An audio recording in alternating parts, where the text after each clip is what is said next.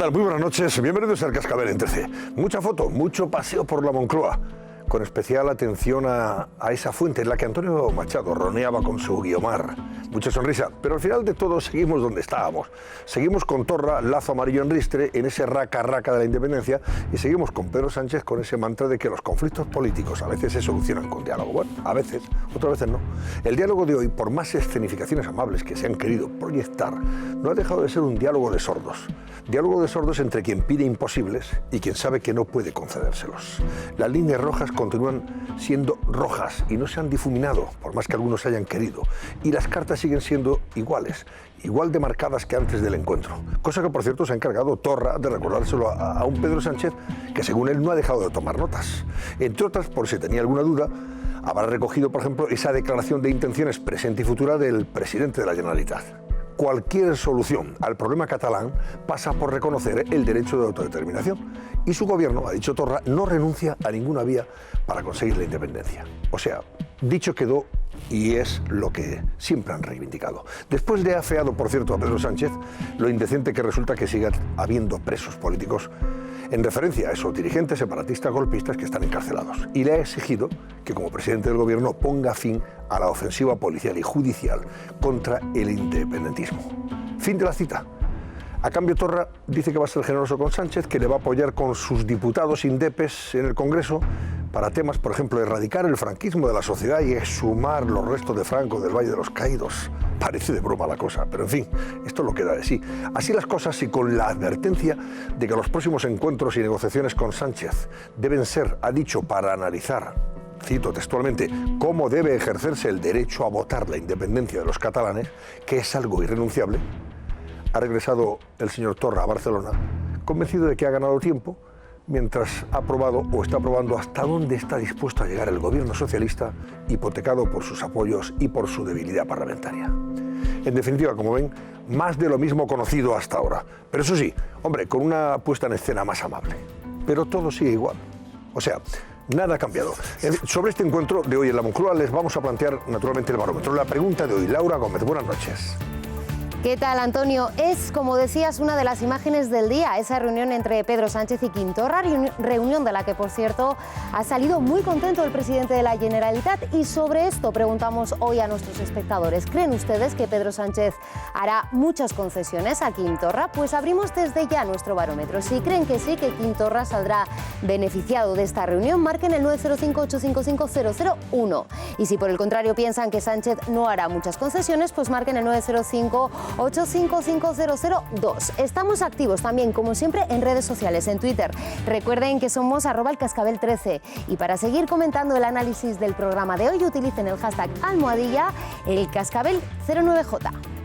Bueno, este es un tema que comentaremos y analizaremos detenidamente con nuestros analistas y también pediremos la opinión de algunos otros invitados. Raquel Caldas, buenas noches. Buenas noches, Antonio. Pues sí, vamos a analizarlo todo. Los gestos, las palabras, los movimientos de esa reunión entre el presidente Pedro Sánchez y Quim Torra. Analizaremos esas posibles concesiones que han llegado de un lado y del otro. Y hablaremos de todo lo que se ha hablado dentro del Palacio de la Moncloa. ¿Hablaremos con quién? Pues con el director del ABC, con Bieito Robido, en tan solo unos minutos, aquí en el Cascabel. Y les avanzamos otros temas de interés que el día nos ha dejado. Vean este avance, claro. Rescatan con vida al octavo niño atrapado en una cueva de Tailandia. Los expertos concluyen este segundo día de rescate con rotundo éxito. Pero todavía quedan 5 personas atrapadas en el interior. ¿Cuándo los sacarán? ¿Cómo están siendo evacuados? ¿A qué peligros se enfrentan en el camino? Un buzo experto en rescate nos da todos los detalles en unos minutos. El gobierno necesita dinero. Exactamente 30.000 millones de euros para cumplir con el Pacto Europeo de Estabilidad. Que igual que este país ha sido solidario con la banca, con las cajas de ahorros quebradas, estoy convencida que van a ser solidarios. A la lista de nuevos impuestos se suma otro, el de la banca. Poniendo cada uno nuestro granito de arena, vamos a ser capaces de sacar adelante algo tan importante como es el sistema público de pensiones. ¿Cómo recaudará el gobierno el dinero que necesita? ¿Cómo repercutirá en los ciudadanos? Todas las claves con Carlos Cuesta en El Cascabel. Bueno, vamos a ver qué tema es el que, Antonio, te ha interesado sobremanera durante estas últimas horas. Bueno, pues todo parece indicar que tiene que ver con el encuentro de Moncloa. Tiene que ver con el encuentro de la Moncloa. Después de 2 años, hacía 2 años ya, que Sí. un presidente de la Generalitat no pasaba por la Moncloa.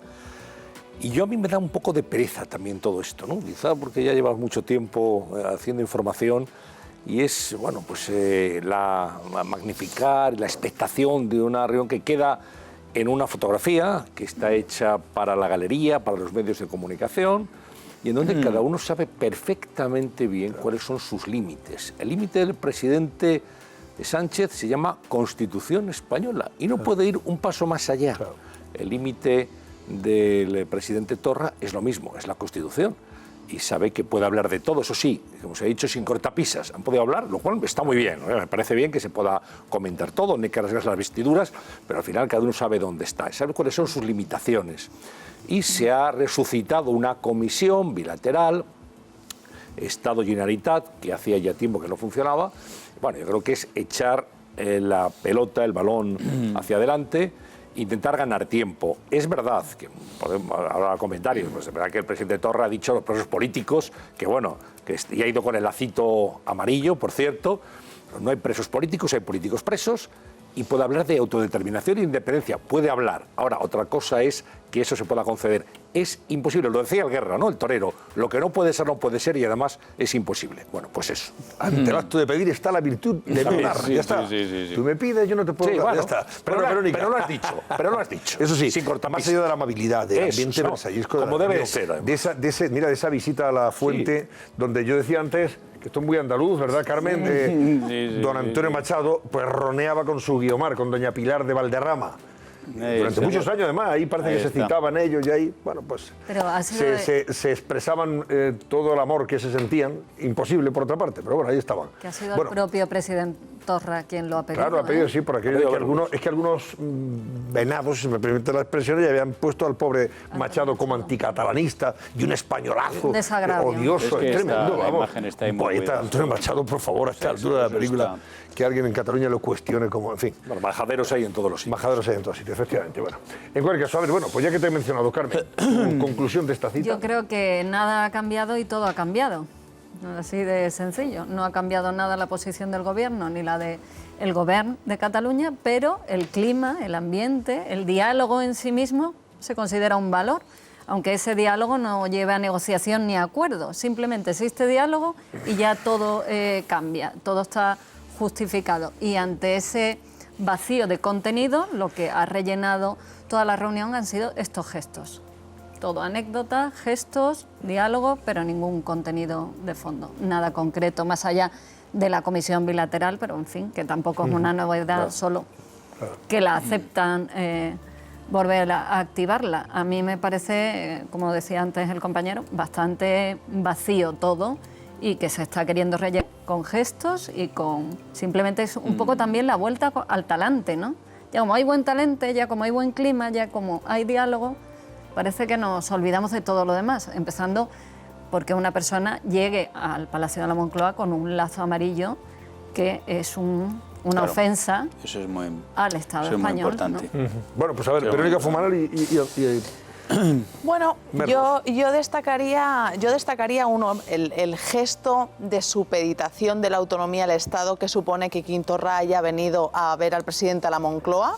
Él podría haber pedido un encuentro en Cataluña o en otras circunstancias. O en Zaragoza, que está O en Zaragoza, donde cambiaron los furgones de los políticos presos en Zuera. Pero entonces, como venimos de una política absolutamente de un diálogo de sordos, este es el primer gesto que creo que hay que poner en valor. Y hay que poner en valor también el discurso que ha hecho Quim Torra, porque lo que ha sucedido esta tarde en Cataluña es muy importante. Y es que los CDRs han pedido la dimisión de Quim Torra. Los CDRs han dicho que el discurso de Quim Torra era volver a la vía estatutaria y, por lo tanto, a la constitucional. Y a mí me parece muy significativo que los CDR se han pronunciado en contra del presidente que se puso porque iba a ser el más independentista, el más radical, el que iba a hacer efectiva la República, que a pesar de mucha retórica, mucha simbología, lo que decían mis compañeros, nosotros nos autoproclamamos un país independiente el 1 de octubre y bueno, ya en el carnet de identidad pone España. Pero a mí me parece significativo que los CDRs estén pidiendo... Y la CUP también. Estén pidiendo la dimisión de Torra porque puede que ardan en sus propias llamas. Porque claro, aquí de lo que se está hablando ahora en el independentismo, que está profundamente fracturado, a ver quién es el primero que dice que el rey va desnudo. Porque saben efectivamente que el rey va desnudo. De hecho, hoy ha salido una encuesta en el periódico Cataluña, Antonio, donde decía que más del 65% de toda la población de Cataluña apostaba por mejorar el autogobierno dentro de la Constitución, dejando solo un 20% para el independentismo, un 21%. Yo creo que se va moviendo la situación, bien sea ante la imposibilidad de que todo el mundo sabe que la independencia no era real, les mintieron, no era real, y por lo tanto lista de decir, bueno, pues mejoramos el autogobierno dentro de la Constitución. Bueno, a ver, claro. ¿Y tú cómo lo ves? Hombre, a mí me parece que hay dos aspectos preocupantes en el marco de esta reunión y dos aspectos interesantes. A mí preocupante me parece que el señor Torra, conociendo sus planes, que ha manifestado de manera expresa y directa y pública, que salga satisfecho y contento de la reunión, conociendo sus intenciones, pues eso me intranquiliza, primero. Y segundo, también me intranquiliza bastante, porque yo creo que los símbolos en cualquier sitio, y desde luego en cualquier democracia, son importantes. El hecho de que el señor Torra haya sido recibido en la escalinata de la Moncloa con un símbolo que indica que en España no hay libertades políticas, precisamente este año en el que se cumplen 40 años de la Constitución, me parece verdaderamente preocupante, porque en España hay libertad de ideas, de opinión, de pensamiento, en todos los sentidos, y por supuesto libertad de políticas. Y nadie por sus ideas políticas está preso en este país. Por lo tanto, a mí ver a un presidente del gobierno estrechándole la mano a quien niega la existencia de libertades políticas me preocupa. Y luego hay dos aspectos que me parecen positivos. Primero, que el señor Sánchez tenga un plan, no lo sé cuál es todavía, pero para Cataluña me parece interesante, porque el anterior gobierno, el que salió después de la moción de censura, no tuvo ningún plan para Cataluña. Y lo poco que intentó, fracasó en ese intento. Y también me parece, según nos ha filtrado, positivo e interesante que el señor Sánchez haya puesto dentro de las líneas rojas el autogobierno, la ley y la Constitución, porque me parece que esas son las rayas del terreno de juego que hay que marcar. Y esos son mis titulares. Bueno, luego te doy un titular bis si quieres, si nos dejas hablar luego más adelante. No, vamos a comentar más detenidamente. Aparte de la reunión, que es el de Luis Enrique. Luis Enrique, a mí, de eso vamos a hablar enseguida. A mí me parece, siendo, como tú sabes, inequívocamente madridista, pero me parece un buen fichaje. Bueno, ahora hablaremos de Luis Enrique, porque le voy a pedir opinión también a nuestros compañeros de COPE, a Joseba Larrañaga, que es uno de los integrantes, lógicamente, del partidazo de COPE, que nos puede dar una opinión acreditada sobre este nombramiento, nuevo seleccionador nacional, Luis Enrique. Pero antes tenemos que hacer una pausa, son las 10:29. Enseguida volvemos y comentamos esto de Luis Enrique y volvemos sobre la reunión de Torra y Sánchez de la Moncloa. Hasta ahora mismo.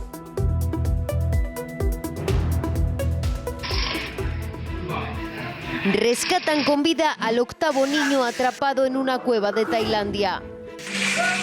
Los expertos concluyen este segundo día de rescate con rotundo éxito. Pero todavía quedan 5 personas atrapadas en el interior. ¿Cuándo los sacarán? ¿Cómo están siendo evacuados? ¿A qué peligros se enfrentan en el camino? Un buzo experto en rescate nos da todos los detalles en unos minutos.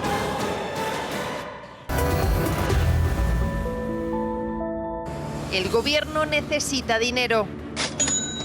Exactamente 30.000 millones de euros para cumplir con el Pacto Europeo de Estabilidad. Que igual que este país ha sido solidario con la banca, con las cajas de ahorros quebradas, estoy convencida que van a ser solidarios. A la lista de nuevos impuestos se suma otro, el de la banca. Poniendo cada uno nuestro granito de arena, vamos a ser capaces de sacar adelante algo tan importante como es el sistema público de pensiones. ¿Cómo recaudará el gobierno el dinero que necesita? ¿Cómo repercutirá en los ciudadanos? todas las claves con Carlos Cuesta en el Cascabel. Se ha aprobado también por unanimidad la contratación de Luis Enrique como seleccionador para los próximos 2 años, para las próximas 2 temporadas. Hay un acuerdo total y seguramente la semana que viene comparecerá para su presentación. Ha puesto mucho de su parte porque si no hubiera sido imposible. Él quería ser seleccionador, quería comandar y liderar estos 2 próximos años. Bueno, Luis Enrique es el nuevo seleccionador nacional de fútbol. Y le voy a preguntar a Joseba Larrañaga, compañero del partidazo de COPE, si era el único candidato, si ha sido el único al que le han ofrecido el puesto y si no se pensó en nadie más. Joseba, buenas noches. Hola Antonio, ¿qué tal? Muy buenas noches, ¿cómo estáis? Bueno, ¿era el único candidato Luis Enrique, como ha dicho el presidente de la Federación, Rubiales? Hombre, eso es absolutamente impensable, porque en el mundo del fútbol siempre se sondea a muchos entrenadores antes de elegir a uno. Es evidente que normalmente debería estar en el primer puesto de ese ranking, pero es evidente también que seguro que se ha tocado a otros entrenadores como Quique Sánchez Flores, otros.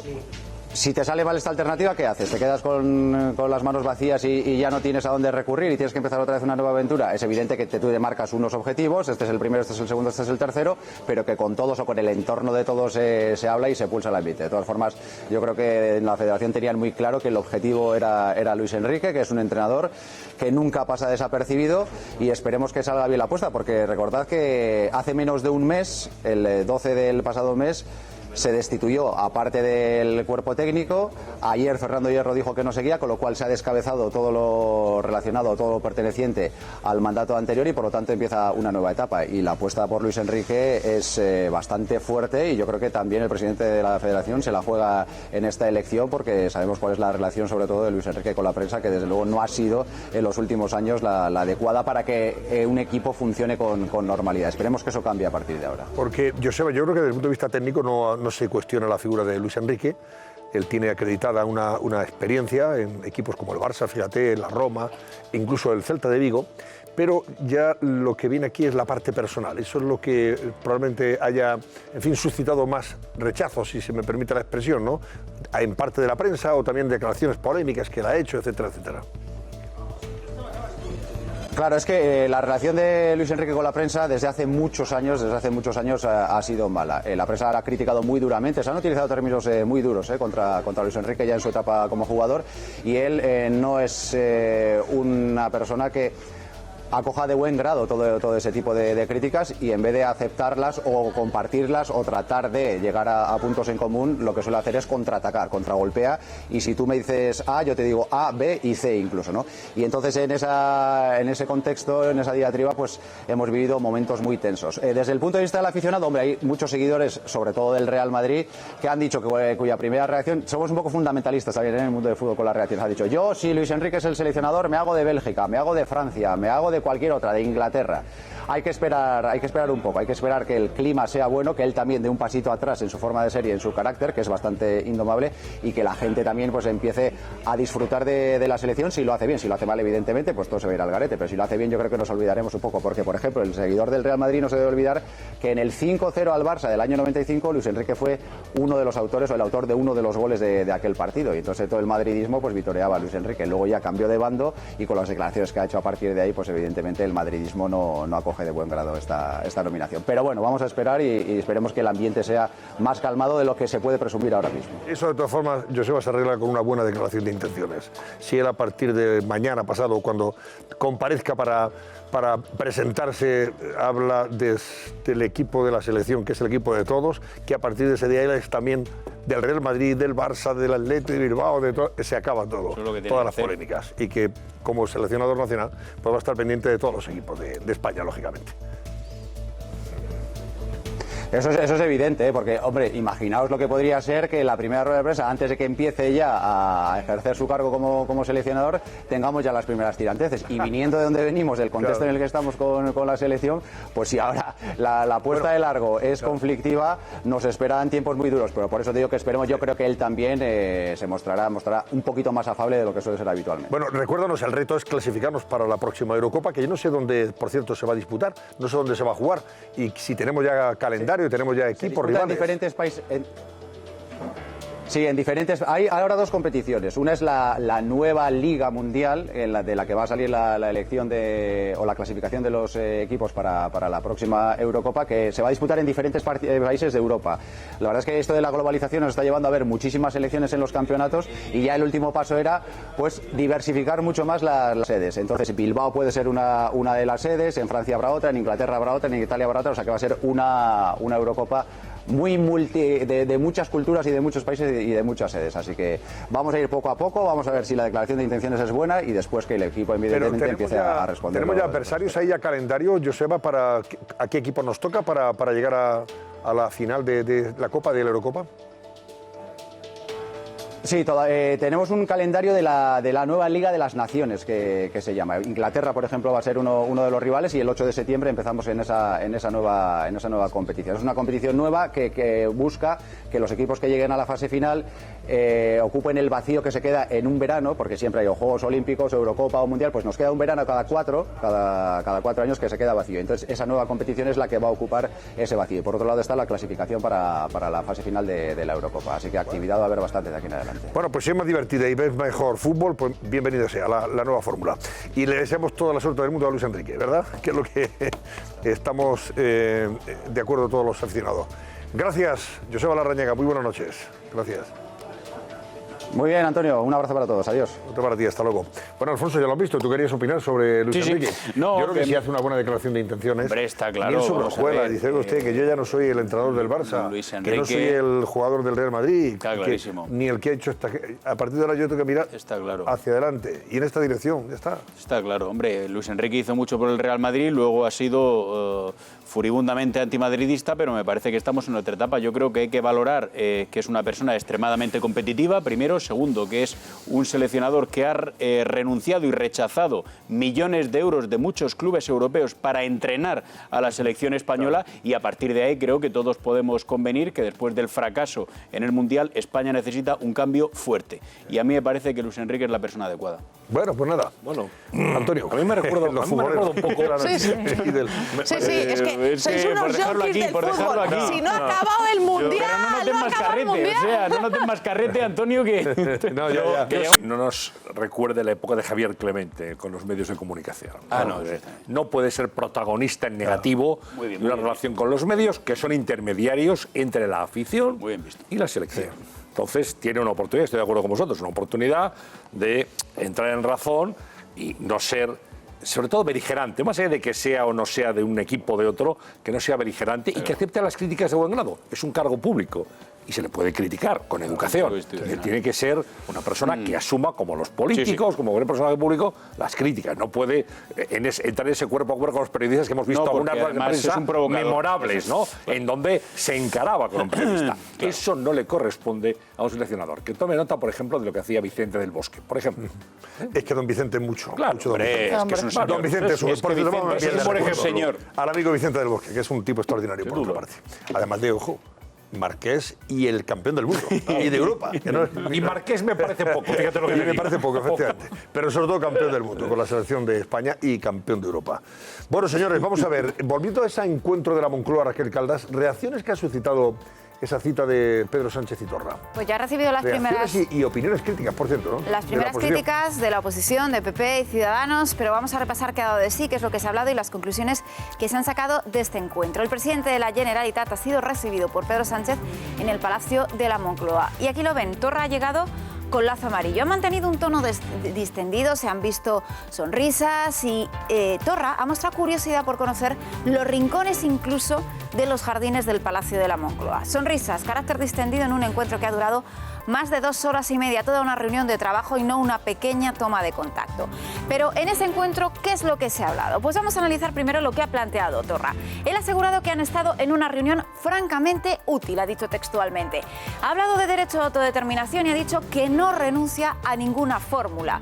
Ha hablado también de la situación de los presos independentistas y Torra ha asegurado que no son objeto de negociación. Estas son las impresiones del presidente de la Generalitat, pero ya ha habido respuesta por parte del Gobierno en boca de la vicepresidenta de Carmen Calvo. Ha calificado esta reunión simplemente como eficaz por parte del Gobierno. Ha insistido en que la autodeterminación no existe en ninguna Constitución y que hay muy poco de qué hablar en este asunto. Pero eso sí, ha anunciado que habrá levantamiento de varios vetos sobre las leyes sociales.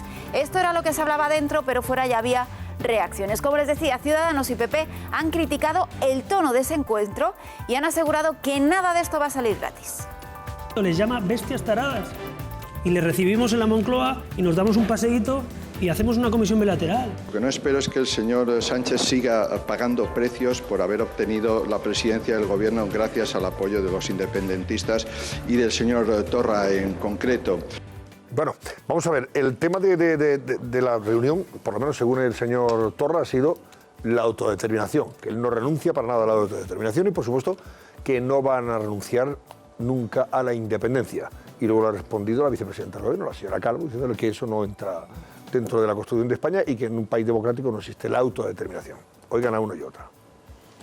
Después de una reunión como hoy, en la que estamos aceptando las dos partes de que estamos delante de un problema político que tiene que solucionarse políticamente, sinceramente, si alguien entiende que hay otra solución política que no sea la de votar el derecho de autodeterminación de Cataluña, pues que me lo explique, porque ¿cómo vamos a solucionar de forma política, democrática y pacífica la cuestión del derecho de autodeterminación de Cataluña? En relación al derecho de la autodeterminación, pero en esto también es sabido que la autodeterminación no existe como derecho en ninguna democracia del mundo, tampoco en la nuestra ni en nuestra Constitución, y sobre esto hay muy poco que hablar. Bueno, pues todo ha sido muy cordial, como ven ustedes, pero en el fondo las posiciones son las mismas. Aquí no se ha avanzado nada. Seguimos en el mismo sitio donde estábamos antes de la reunión. Bueno, es que decíamos... La autodeterminación, la vía unilateral para la independencia es lo que sigue reclamando el señor Torra y, sobre todo, pidiendo, hombre, la libertad de lo que ellos llaman presos políticos.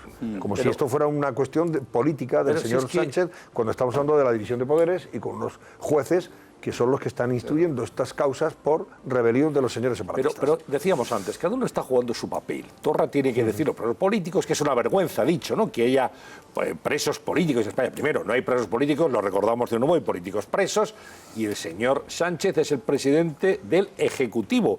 Pero en un Estado de Derecho hay tres poderes, y el judicial va por su lado, y es independiente.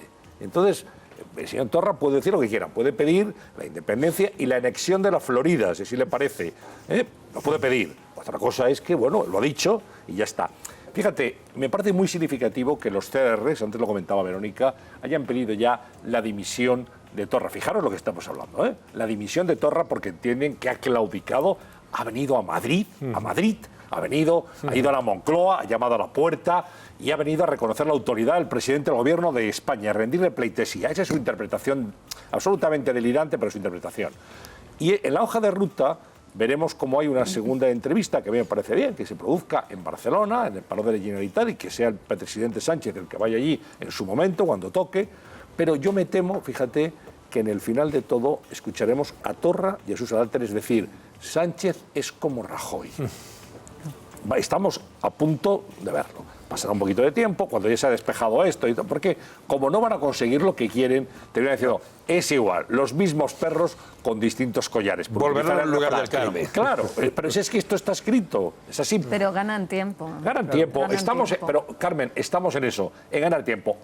Estamos hablando del seleccionador, pues es otra vez tirar el balón para adelante y ganar tiempo. Lo que ocurre es que aquí les interesa a los dos ganar tiempo. Con el tema del tiempo, es que necesitan tiempo. Es decir, en estos momentos la opinión pública está muy inflacionada por las emociones y por el momento. Si lo hemos visto en Cataluña, en la playa con las cruces amarillas. Ahora hace falta una política de apaciguamiento y, en ese sentido, el ganar tiempo sin tener nada que ofrecer más que una mesa de diálogo, que por otro lado es lo que reclama la mayoría de la gente en Cataluña. Por cierto, independentistas y no independentistas, porque los que están sufriendo las consecuencias de la confrontación, que es la falta de gobierno, la pérdida de inversiones en Cataluña, la fractura social en amigos, el que vayas a una playa y te sientas agredido visualmente, eso es lo que hay que solucionar y eso es lo que es urgente. Pero a mí me parece también que necesitan tiempo para hacer pedagogía. Porque al señor Pedro Sánchez le han salido los señores de Ciudadanos y del PP como perros de presa para decir que no se puede negociar, que le han dado a cambio, que esto es por la moción de censura. Y al señor Quintorra le han salido los CDRs, Esquerra Republicana y la CUP, fíjate, para morderles en el mismo sentido. A mí me parece que en esta reunión hay, digamos, dos grandes vías, ¿no?, de negociación. La primera de ellas es todo lo relativo al proceso de independencia que ha llevado a sus cabecillas, como lo hicieron de manera presuntamente ilegal, a estar en prisión todavía. Esa es una vía sobre la que se puede hablar muchísimo. Pero luego está una que a mí me preocupa bastante también, sobre todo el mensaje que se ha dado, porque es un mensaje falso, el tema de las políticas sociales. El tema de las políticas sociales, se ha lanzado el mensaje por parte de los independentistas de que ahora que hay un cambio de gobierno en Moncloa, se pueden reactivar en Cataluña las políticas sociales. Primero, la mayor parte del gasto de esas políticas, fundamentalmente educación y sanidad, es un gasto y son unas competencias que ya están transferidas. Segundo, el gobierno del señor Artur Mas, desde el año 2011, si se coge una tabla estadística, ha llevado a cabo en España, comunidad por comunidad, los recortes sociales más brutales en todo el territorio nacional. Pero tercero todavía, y te digo a mayor abundamiento, si han sido precisamente los señores que apoyaban a Artur Mas los que han sido hasta condenados por el Tribunal Superior de Justicia de Cataluña por recortes sociales. Por ejemplo, el caso en el que a una gran cantidad de municipios retiran las ayudas para las guarderías. Eso lo ha hecho el señor Artur Mas y lo han hecho quienes apoyan esta política. Por lo tanto, que se venda ahora el mensaje, de verdad, de que como hay un cambio en el gobierno de la nación, se van a reactivar las políticas sociales, señores, ustedes en el ejercicio de su autogobierno primero las han recortado, pero además el Tribunal Superior de Justicia de Cataluña ha condenado a la Generalitat por esos recortes que consideraba que eran ilegales. ¿Qué nos está usted contando de verdad? Carmen, ¿algo más sobre esto que ve Salud de la Víctor Ruido enseguida? Solo una precisión. Sí, es verdad que el Gobierno se ha comprometido a quitar los recursos de constitucionalidad sobre algunas leyes aprobadas, creo que son 3, por el Parlamento de carácter social. Vamos a ver lo que pasa con eso. O sea que algo sí que ellos pueden vender en ese sentido, por lo menos de disminución de la conflictividad institucional. Pero son de carácter competencial, no por el hecho de ser sociales. Es porque se supone que invadían competencias. Déjame que salude a Víctor Ruido, director de ABC, a ver cómo analiza Víctor el encuentro y cómo lo destaca ABC Mañana, en su portada y en páginas interiores. Vieto, buenas noches. Hola, buenas noches, Antonio. Bueno, conclusión de la cita de Torra y Sánchez-Torra, ¿qué? Hombre, el presidente con menos apoyo de la historia de la democracia española, no olvidemos que tiene 84 escaños, es el presidente más débil y el más hipotecado. Es decir, es el más débil porque no tiene ninguna fuerza en el Parlamento y para superar esos 84 escaños necesita las hipotecas que tiene, que son pues grupos como Bildu o como los independentistas catalanes. Entonces, evidentemente, que esas 2 horas básicamente que estuvieron en la Moncloa, pues creo que visitaron los jardines, y los locales, las distintas salas del Palacio de la Moncloa, etcétera, etcétera, que recuerda un poco a aquellos pactos de la Moncloa que contaba Fuentes Quintana, que llegaron a un acuerdo en 2 horas, pero Carrillo dijo, oye, esperamos toda la noche hasta el día de mañana porque hay que vender que hemos estado debatiendo mucho. Pues salvando todas las distancias, algo parecido ha ocurrido aquí. En realidad no tenía mucho que debatir porque el señor Sánchez no le puede dar lo que quieren los independentistas, que es un derecho a la autodeterminación y un referéndum de autonomía, de independencia. Cualquier ciudadano de España, si eso lo cometiese el señor Sánchez, podía ir a un juzgado y presentarle una denuncia al presidente del gobierno por prevaricación. Y se pueden imaginar que en España hay millones de ciudadanos dispuestos a eso. Por tanto, el señor Sánchez no es el propietario de España. El señor Sánchez es el presidente interino en tanto en cuanto estará un tiempo en la Moncloa, pero no es el propietario de España. No puede tomar decisiones sobre cuestiones que no le competen a él y que no son de su... que no, insisto, que no son de él, ¿no? Por tanto, conclusión, Vieito, más allá de la escenificación del ambiente versallesco que ha rodeado el encuentro, de esa visita efectivamente a los jardines de la Moncloa e incluso a la fuente donde Antonio Machado pues se hablaba con su Guiomar, con su amante. Sí. Más allá de eso, pues mire usted, seguimos donde estábamos, no hemos avanzado absolutamente a nada, ¿no? pero por una razón, porque es que Pedro Sánchez no le puede dar nada al independentismo. Y en segundo lugar, porque como muy bien decía hoy Albert Rivera, es que España no tiene que pedirle perdón a quien quiere dar un golpe de Estado. En fin, yo oía antes otras intervenciones mientras esperaba, que me sorprende, que en fin, que aquí parece que hacer la oposición, la leal y democrática, es convertirse en un perro. Vamos, a mí me parece muy desafortunada ese tipo de expresiones, porque creo que lo mínimo que puede hacer la oposición es defender los intereses de todos los españoles, porque insisto que también nosotros, a mí me encantaría no tener que pagar impuestos, pero estoy obligado a pagar impuestos.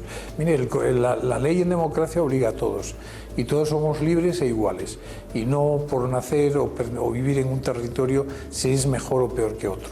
Por tanto, el señor Sánchez, insisto, es un presidente muy débil, es un presidente que está aprovechando esta coyuntura que le ha dado una moción de censura en la que evidentemente ha estado dispuesto a llegar a gobernar con el apoyo de grupos como Bildu o como los independentistas catalanes, pero esa debilidad se va a ir manifestando a medida que pasen los meses. El señor Sánchez no puede darle nada al señor Torra. Y desde el punto de vista formal, Vieito, eso de que se presente el presidente de la Generalitat con el lacito amarillo, que es un insulto realmente a los valores democráticos de España y a la división de poderes. Es un insulto a todos los españoles y, en definitiva, yo vuelvo a decir, es que nosotros no tenemos que pedirle perdón al señor Torra por haber intentado cometer un delito. Es decir, es al revés. Yo creo que, en fin, estamos aquí cambiando totalmente los términos, y creo que, de verdad, desde la democracia y desde la serenidad y desde el equilibrio, hay que denunciar, como ha hecho el señor Macron en Francia, como ha hecho en otros tantos países de Europa, estos brotes de nacionalismo que son definitivamente profundamente antidemocráticos. Quieren quebrar la ley para su interés personal de unos pocos. Es algo que además el nacionalismo, Antonio, llevó a Europa a los peores escenarios, como fueron en la primera mitad del siglo XX 2 guerras mundiales. El nacionalismo, como muy bien decía Mitterrand, es la guerra. Y, en definitiva, los que somos demócratas, los que creemos en el Estado de Derecho, los que creemos en la ley, los que creemos en la democracia, estamos obligados, con toda la serenidad, pero con toda firmeza y con toda determinación, a hacerle frente a los golpistas. Bueno, una cosa más, Vieito, en la portada de ABC, lleváis el tema portada, me imagino. ¿Cómo habéis titulado? Sí, por supuesto. Bueno, hemos titulado que Sánchez deja para septiembre una reunión en la que probablemente le acabará cediendo algunas competencias, ya de las escasísimas que quedan, porque Cataluña junto con el País Vasco son los dos territorios con más autonomía de toda la Unión Europea. Por tanto, se le seguirá dando más cesiones que no van a servir para nada. Pero esa es la síntesis de lo que llevamos en portada, con un Sánchez y un Torra de espaldas entrando en la puerta de la Moncloa. Gracias, Vieito. Acaba de llegar efectivamente la portada. Gracias y buenas noches, Vieito Rubido. Y también unas declaraciones de Albert Rivera. Buenas noches. En el foro de ABC, que ha dicho el señor Sánchez es un presidente chollo para los nacionalistas. El líder de Ciudadanos alerta sobre los dos grandes peligros para España, nacionalismo y populismo. Comentabais antes sobre la petición que hacen los CDR, estos Comités de Defensa de la República, que están muy enfadaditos con Torra porque dice, hombre, que no ha conseguido un calendario para la autodeterminación. Hombre, lo único que faltaba. No sé si son ingenuos o otra cosa peor. No, pero es que, Antonio, lo de es un pronombre reflexivo que alude a uno mismo. A uno mismo, es decir, claro. Calendario para la autodeterminación. Tú no me puedes autoinvitar. Tú me puedes invitar. Entonces, lo de autodeterminación, uno lo tiene que ejercer desde la plena soberanía, si es que la tiene. A ver, Marco Chiesa, Barcelona, cuéntanos reacciones a este encuentro y esa, en fin, no sé, sorprendente salida de los llamados CDR pidiendo la dimisión de Torra, porque estos creían que iba a venir aquí a la Moncloa a conseguir la independencia ya. No sé si se han caído de un guindo o es que están en la nube, viviendo en una nube. ¿Qué tal, Antonio? Buenas noches. Sí, teniendo en cuenta que la primera frase que pronunció Quim Torra cuando fue presidente de la Generalitat era que toda su familia pertenecía a los CDR, vamos a ver qué tal le sienten estas palabras, porque los Comités de Defensa de la República, pues bueno, están totalmente en contra, ya no del contenido de la reunión entre Torra y Sánchez, sino del simple hecho de que se haya producido esta reunión. Hoy en su cuenta oficial de Twitter decían, dejad ya de intentar pactar, de dialogar, de cambiar de ritmo, decían literalmente, prometed lo que dijisteis decidís qué vais a hacer en la campaña electoral o dimitid. Y el hashtag era República o dimisión, procesismo no. Y es que a los independentistas que defienden que hay que pactar y que hay que dialogar con el Estado los llaman procesistas, y por otra parte están los independentistas que defienden pues que hay que comenzar de nuevo una vía unilateral. Un poco lo que pasaba en la manifestación de Lledoners, que escuchábamos pitidos y silbidos a los dirigentes de Esquerra Republicana y del PDeCAT. Y un último detalle, Antonio, y es que horas antes de la reunión, ayer vimos a Artur Mas y a Quim Torra en la playa de la Barceloneta en un acto solidario, bañándose en el mar de Barcelona por la campaña de los 25 años de la esclerosis múltiple. Ninguno de los dos habló de política, aunque el expresidente Artur Mas dijo que todos los presidentes de la historia de Cataluña siempre se han mojado y que por tanto que esperaba que la reunión fuera bien. Bueno, hay que admitir que Mas está más en forma que Torra. Sí, sí, no vamos a comentar. Lo demás hubiéramos hecho un papel similar, por eso no hay que entrar en muchos detalles. No vamos a pero admito que Mas está en forma. Leñes. Sí, sí. Pero fíjate, con esto que decía nuestro compañero Chiazza, de que tanto Torra, por ejemplo, como Torrent, una vez acceden a las instituciones, entran dentro de lo que se le puede llamar un independentismo realista. Es decir, ellos pueden seguir defendiendo legítimamente que Cataluña sea independiente. Es más, cuando dicen que se puede hablar de todo, yo recuerdo que en el Congreso de los Diputados de esto se habló. Hace aproximadamente unos 5 años estaba Rubalcaba en la oposición, estaba Rajoy.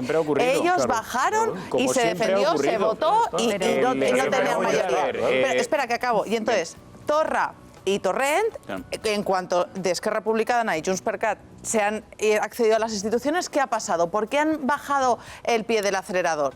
Pues porque no quieren acabar igual que sus compañeros en la cárcel. Claro, pero el caso de los Torra... CDRs, por pedir que no quede, desde una cuenta de Twitter, sin absolutamente ninguna ninguna organización legal, ningún tipo de organigrama, pueden decir lo que quieran. Los denominados CDRs o autodenominados CDRs, pues evidentemente ellos mismos saben dentro de su radicalidad que no pueden condicionar las políticas enteras que hace un país de 47 millones de habitantes. Ahora, el caso del señor Torra, pues es evidente, si uno coge sus mensajes de hace 6 meses, 1 año, 2 años o 3, pues lo que está viendo son mensajes supremacistas, maximalistas y contrarios a los derechos humanos, por cierto.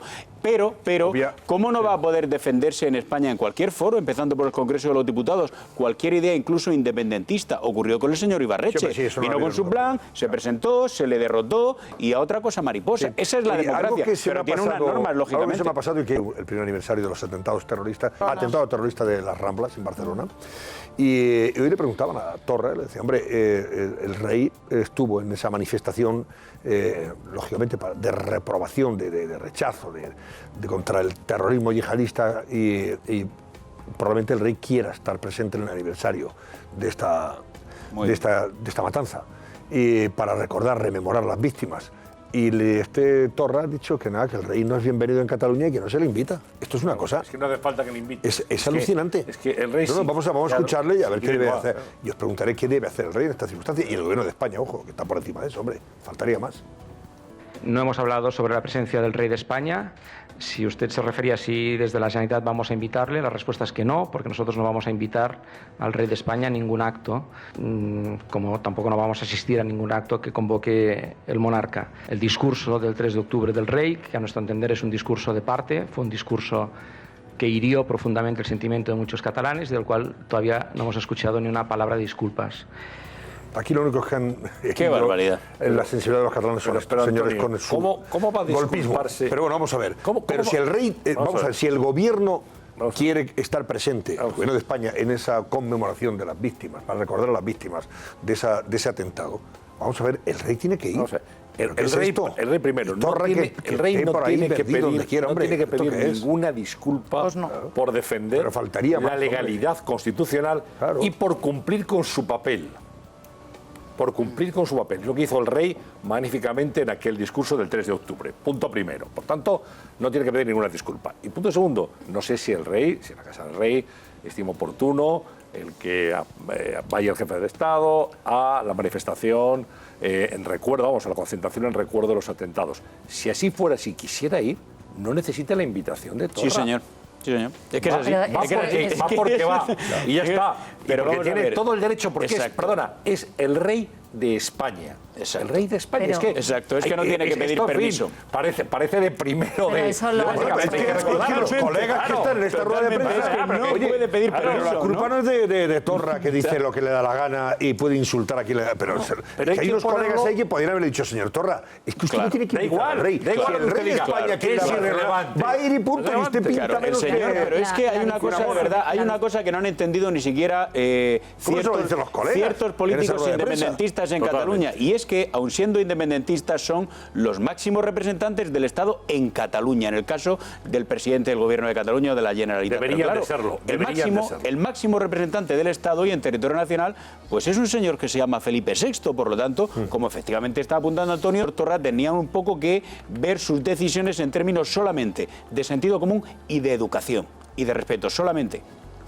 Bueno, vamos a ver, vamos a entrar enseguida en la campaña interna del Partido Popular para la presidencia del partido, con Pablo Casado y Soraya Sáenz de Santamaría, y Pablo Casado. Por cierto, que Pablo Casado, fijaros lo que ha dicho hoy en COPE, decía Carlos Herrera esto, a propósito de los partidos que se empeñan en desafiar la Constitución y la legalidad vigente. Habría que ilegalizarlo, ha dicho. Tenemos que aprender del pasado reciente y dejar muy claro que no cabe ninguna contemplación ni ninguna contemporización con aquellos que han demostrado que han dado un golpe de Estado y que además les está saliendo a algunos bastante barato. Por ejemplo, en el tema de Cataluña, creo que también tu periódico publicó cuando yo dije que había que ilegalizar los partidos que promovieran directamente la fractura con España. Ilegalizar los partidos que promueven la ruptura de España. Luego os preguntaré si sí o no a esa propuesta que ha lanzado Pablo Casado. Y hablaremos también de la campaña con Soraya Sáenz de Santamaría para la presidencia del partido y ese congreso del día 20. Pero antes un consejo que nos da Raquel Caldas, sobre todo para aquellos que van a viajar estas próximas horas y días con motivo de las vacaciones, no salgan a la carretera sin el avisador de radares. Vean y oigan. Rescatan con vida al octavo niño atrapado en una cueva de Tailandia. Los expertos concluyen este segundo día de rescate con rotundo éxito. Pero todavía quedan 5 personas atrapadas en el interior. ¿Cuándo los sacarán? ¿Cómo están siendo evacuados? ¿A qué peligros se enfrentan en el camino? Un buzo experto en rescate nos da todos los detalles en unos minutos. 4 niños quedan todavía y el profesor que les llevó a esa cueva, que les introdujo en la misma. Bueno, vamos a ver, estamos hablando de las primarias en el Partido Popular y 2 candidatos, Soraya Sáenz de Santamaría y Pablo Casado, que se van a medir el día 20 y 21 en el Congreso por la presidencia del partido. Declaraciones que han hecho hoy sobre cómo están las cosas. Pablo Casado en COPE con Carlos Herrera, Soraya Sáenz de Santamaría, en uno de los actos en los que ha participado dentro de su campaña. Vamos a escucharles. Yo creo que yo soy el candidato que menos gusta a la izquierda, porque soy el que más confronto ideológicamente con ellos. Entonces, y esto es evidente. Oye, yo reconozco, tengo muy buen talante y me llevo bien personalmente con todos, pero bueno, mis enganchadas con Podemos y con el Partido Socialista, bueno, pues han sido sin ningún tipo de freno. En el caso de Ciudadanos, yo siempre he dicho que lejos de ignorarlos o de simplemente insultarlos, mi tesis es ganarlos. Pero es que no estamos hablando de adversarios políticos, estamos hablando de compañeros que tenemos que trabajar para lo mejor del partido. Y yo, como creo que lo mejor del partido es unir, buscar lo que nos une, ampliar nuestro partido y hacerlo cada vez más grande, pues mi opción es la integración.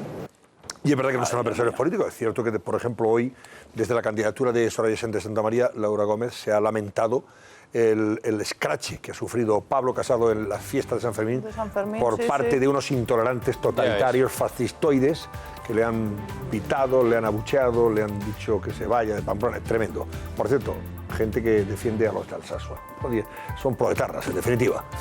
Cuéntanos cómo ha ido la campaña. Ahora te cuento esto del escrache, Antonio, pero antes repasamos los actos que han tenido en el día de hoy los ya 2 candidatos a la presidencia del Partido Popular, porque a pesar de haber pasado el primer corte, no paran. La ex vicepresidenta del Gobierno y ganadora de esta primera ronda de primarias, Soraya Sáenz de Santamaría, empezaba el día con una reunión con el presidente electo de Colombia, que compartía en sus redes sociales con esta foto. Junto a él, Soraya ha repasado repasado la situación política de ambos países y han hablado también, según su Twitter, del proceso de elección del presidente del Partido Popular, por el que se ha mostrado un gran interés, dice la candidata. Por la tarde anunciaba su viaje a Cádiz, donde ha tenido un acto a las 8 de la tarde, que ya hemos escuchado lo que ha dicho. Por cierto, en Cádiz precisamente arrasó la candidata en esa primera ronda de votaciones.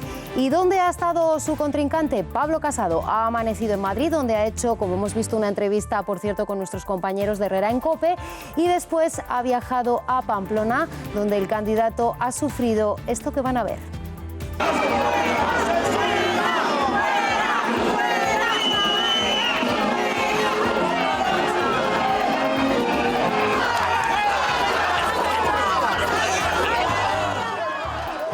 Como habéis visto, una persona se ha incluso encarado con Pablo Casado y él ha contestado a estos gritos así a los medios.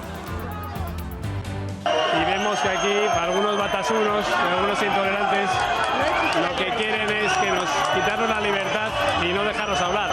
También lo ha condenado en sus redes sociales con tweets como este. Hay algunos violentos que nos han abucheado y amenazado, que quieren que Navarra sea anexo del País Vasco. Nos insultan y nos gritan por defender la foralidad, la Constitución y la España democrática, dice Casado. Pues como veis, tanto Casado como Sáenz de Santamaría siguen buscando votos en su batalla final por la presidencia del Partido Popular. Antonio. Hay que ser energúmenos y cerriles como para, en el marco de una fiesta, que es alegría, tiene que estar presidida por un ambiente lúdico, festivo, amable. El componente de la masa, ¿Tú no has visto el asniburris que se le ha acercado para pegarle? Es que es tremendo. Con su lacico, ese sí, el lacico rojo no le falte al animal. Pero ahí estaba. Pero bueno, hay gente que se define simplemente con sus comportamientos y con su actitud. O sea, realmente esa es la democracia que pregona. Qué horror. Eso es lo que ¿Cómo quiere. va a haber gente así? O sea, ¿cómo alguien por sus ideas? Es decir, Pablo Casado está en Pamplona, tiene todo el derecho del mundo a estar en Pamplona, a hacer allí su campaña. Pero la gente, y le han tirado bebidas, le han insultado, le han zarandeado. Hombre, vamos a ver, este es el talante de estos energúmenos, ¿no? Parece absolutamente impresentable y hay que reconocer que Soraya de Santamaría ha salido inmediatamente en las redes sociales a apoyar. Cuando decía, esto es una anécdota, lo contaba el viejo Giulio Andreotti, que sabía mucho de política, decía, no somos adversarios, somos compañeros de partido. Pues decía Andreotti, en la vida hay tres clases de adversarios. Los enemigos, mira la Niburri, ahí está, y los compañeros de partido. O sea, que, al final... Pues así se define. ¿Qué tipo más en el Pero mundo? fíjate, a mí también me parece, viendo el lado positivo, y por supuesto condenando esta actitud que es enteramente totalitaria, pero me parece que esta escena define bastante bien a Pablo Casado. Pablo Casado, hombre, él se ha tirado algunas flores diciendo todo el mundo sabe que he estado contra el PSOE, contra Podemos, etcétera, pero ciertamente si tú comparas a los dos candidatos y tienes que hacer un retrato desde el punto de vista ideológico, el perfil más fuerte en lo que significa dar la batalla de las ideas, el perfil más valiente, a mí en particular, me parece claramente el de Pablo Casado. Y esto también lo retrata, que en medio de esa adversidad, de esa hostilidad de cuatro energúmenos, él haya reaccionado de esa manera, pues le define como personaje y le define en medio de la campaña. Pero vamos, que probablemente si es Soraya Sáenz de Santamaría también lo hubieran tratado igual, ¿eh? Sí, vamos, no lo duden. Esta gente es intolerante, pero está claro. En definitiva representan ahora mismo el liderazgo del Partido Popular y le habrían hecho el mismo comité de bienvenida. Es tremendo. Que la gente, oye, y están de fiesta, pues imagínate si en lugar de estar de fiesta hubieran estado picando piedras. Y sin cámaras. Te acercas por allí y estar ahí sin cámaras. ¡Qué bárbaros! Pero precisamente por eso, ¿no? Yo creo que en el marco de una fiesta donde además, pues eso, la masa envalentona, porque esto pasa uno solo y se lo encuentra Pablo Casado y no dice nada, pero uno empieza, el otro, ¿sabes? Aparte, unas fiestas donde aparte hay muchísimo alcohol, yo creo que es absolutamente condenable, pero creo que se enmarca dentro de una minoría. Sí, hombre, es desagradable y lo que tenemos que defender es que en todas las partes del territorio se pueda defender el independentismo y la unidad de España, pero con absoluta libertad. Eso demuestra, Soraya, demuestra que efectivamente si hubiera Soraya lo hubieran hecho. Pero no porque hubieran hecho campaña, no. Ahora mismo se pasea. No, porque además. Rajoy, que ya está fuera de la política, se pasea cualquier dirigente probablemente. Ojo, y a lo mejor también incluso. Hasta Pedro Sánchez. Pedro Sánchez se pasea con su pañuelo y como que ha ido a verla. Y seguro que también se la si va Borrell, no te quiero contar. contar. Y se la lían igual, Imagínate, es que por eso digo, es que hay gente que es así. igual. Pero además, esto es lo que día a día, hombre, no sé si el verbo es sufre, pero este es el ambiente en el que día a día quienes militan y tienen cargos en el Partido Popular en Navarra se ven envueltos. Claro. También, y ellos viven todos los días del año. Pablo Casado ha ido un día, exacto. Bueno, pero en Pamplona, o sea, en Navarra ha gobernado durante muchísimo tiempo UPN, que UPN es el partido hermano del Partido Popular, o sea, que no estamos hablando de una autonomía como Euskadi o como Cataluña, donde el PP no ha gobernado. Pero lo que ocurre es que los violentos, nunca. Verónica, los violentos, aunque sean minoría, siempre se hacen notar, por desgracia. Por desgracia. Sí, lo que es cierto es que, como comentaba Alfonso, Casado tiene más experiencia a la hora de dar la cara y de enfrentarse a situaciones incómodas que, por ejemplo, la ex vicepresidenta, ¿no? Que ha estado mucho más protegida, no ha tenido que defender al Partido Popular de muchos asuntos desagradables. Recordemos el scratch que también se lo hicieron en su casa, sí. En su casa con su niño muy pequeñito, casi recién nacido, y le montaron un scratch también. Con la madre. El amigo Vestringe a la cabeza. Amenazante. Con Vestringe de ceremonias. En la puerta del Congreso también lo han sufrido los diputados de Ciudadanos. Cuando ha habido manifestaciones le han tirado hasta monedas. O sea, que haya una turba exaltada, como dice Verónica. Se llama la turbamulta. Suele ocurrir. Así es. Bueno, señor, vamos a dejarlo ahí de momento. Estaremos atentos todos los días al devenir de la campaña de ambos candidatos. Raquel, vamos a contar cómo está el rescate, porque este es un asunto que se está siguiendo en todo el mundo, con especial atención, detenimiento y con mucha sensibilidad. Y también mucha alegría porque hoy, de los 12 niños y el profesor que siguen en el interior de la cueva, 8 ya han sido sacados. Sí. Desde ayer y hoy, 8 ya están fuera sanos y salvos. Sí. Quedan 4, lógicamente, y el profesor que les llevó a la gruta. Pero, en fin, es buena noticia que hayan salido sanos y salvos. Está transcurriendo bien ese rescate. Además, se espera que entre mañana y pasado se pueda sacar al resto de niños. Ya son 8 esos rescatados, según ha confirmado hoy la Marina tailandesa. Están siendo trasladados a un hospital y en esas primeras horas aún no pueden abrazar a su familia, ya que están siendo tratados por posibles infecciones después de estar casi 16 días bajo tierra y en contacto con el agua. Un complicado rescate en el que están participando más de 1.300 efectivos y 13 equipos médicos. Primero han sacado a los que estaban más débiles y en ese largo recorrido los pequeños han tenido que bucear, que escalar, que caminar por sitios muy complicados. Vamos a explicarles cómo están sacando a esos pequeños. Han sacado a cada uno de ellos acompañado por 2 buzos que llevan todo el peso de este rescate. Los pequeños llevan una máscara de aire que les ocupa toda la cara, ya que no ha habido mucho tiempo para enseñarles bien a bucear porque muchos de ellos ni siquiera sabían nadar. Y el peso de la bombona de oxígeno, como ven, la lleva uno de los buzos para que los niños no tengan prácticamente nada más que dejarse llevar bajo el agua, porque luego, como les decía, sí que sobre la tierra y dentro de la cueva han tenido que escalar y subir bastantes alturas. ¿Qué están recorriendo? ¿Cuál es el tramo que tienen que recorrer? Pues son 4 kilómetros desde donde ellos se encuentran hasta lo que es la salida. Pasan una primera parte que son casi 2 kilómetros, que es la zona más complicada. ¿Por qué? Porque es la zona que está más inundada de agua. Aquí van completamente a oscuras por debajo del agua y guiados por esos buzos. Después, ya pasado estos casi 2 kilómetros, tienen una zona más tranquila porque tienen varias cámaras en las que salen a superficie,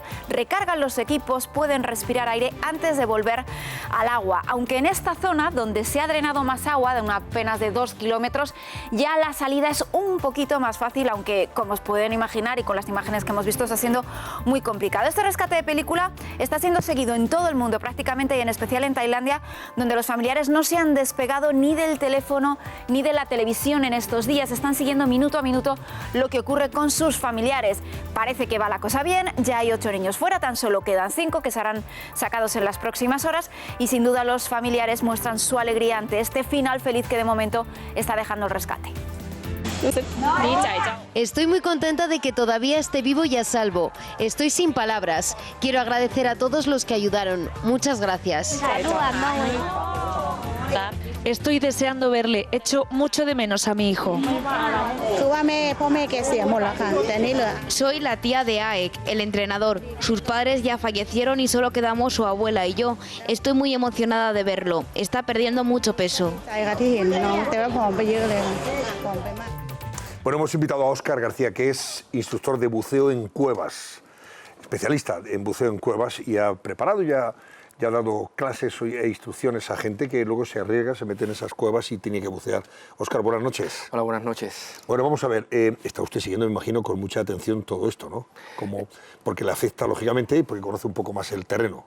Estoy siguiéndolo atentamente, más que otra cosa porque mi trabajo está totalmente comunicado con lo que es la parte de rescate, pero también con la instrucción de personas que se dedican al rescate en cuevas. O sea, usted forma, por ejemplo, a buzos que tienen que meterse en cuevas para rescatar a personas que puedan quedarse como estos niños. También, de alguna forma, también entreno a personas del Cuerpo de Seguridad del Estado también, que tienen que rescatar a personas en este tipo de circunstancias. Aunque mi trabajo realmente es entrenar a buzos que quieren pasar a este nivel, a este tipo de buceo. Porque es mucho más complicado, evidentemente, bucear en una cueva de estas características, con esas estrecheces, esas cavidades angostas que prácticamente no puedes pasar el cuerpo, que en el mar, ¿no? El mar es mucho más tranquilo, más sereno, me da la impresión, ¿no? Yo suelo decir que lo único que tiene relativo el mar y la cueva es que hay agua. Pero es dos tipos de buceo totalmente diferentes. Mucho más, digamos, claustrofóbico lo de la cueva, ¿no? Diríamos que sí, aunque una persona... Y más angustioso. Sí, lo que pasa es que una persona que tiene claustrofobia o angustia normalmente no hace este tipo de... buceo. No hace buceo en cuevas, bueno, básicamente. Óscar, está siguiendo usted, como decimos, la noticia, está viendo imágenes.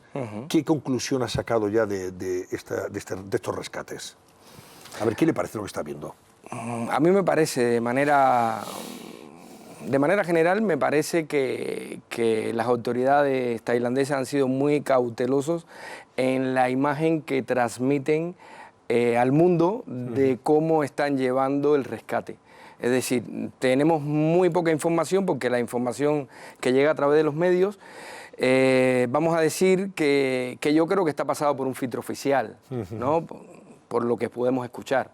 Pero bueno, la parte importante es de que los niños y su entrenador, felizmente yo pienso que saldrán todos de la cueva y que no habrá... Es que hemos visto imágenes, Óscar, le pregunto esto porque hemos visto, a ver si podemos ver imágenes que se supone que son de la cueva, buzos que están... que han sido grabadas a buzos que han intentado y han llegado, lógicamente, al punto kilométrico, ese al punto donde se cumplen los 4 kilómetros de la entrada de la gruta, y que han tenido que pasar por lugares, claro que, dice, yo no sé cómo han podido, de verdad, los niños también llegar hasta ahí. Llama la atención, porque si no había agua, ¿por qué esos niños se han metido por ahí, por esa zona, que es imposible, casi no pasan los cuerpos? Pues imagínate ahora con las bombonas y con todo, ¿no? En principio la teoría oficial decía...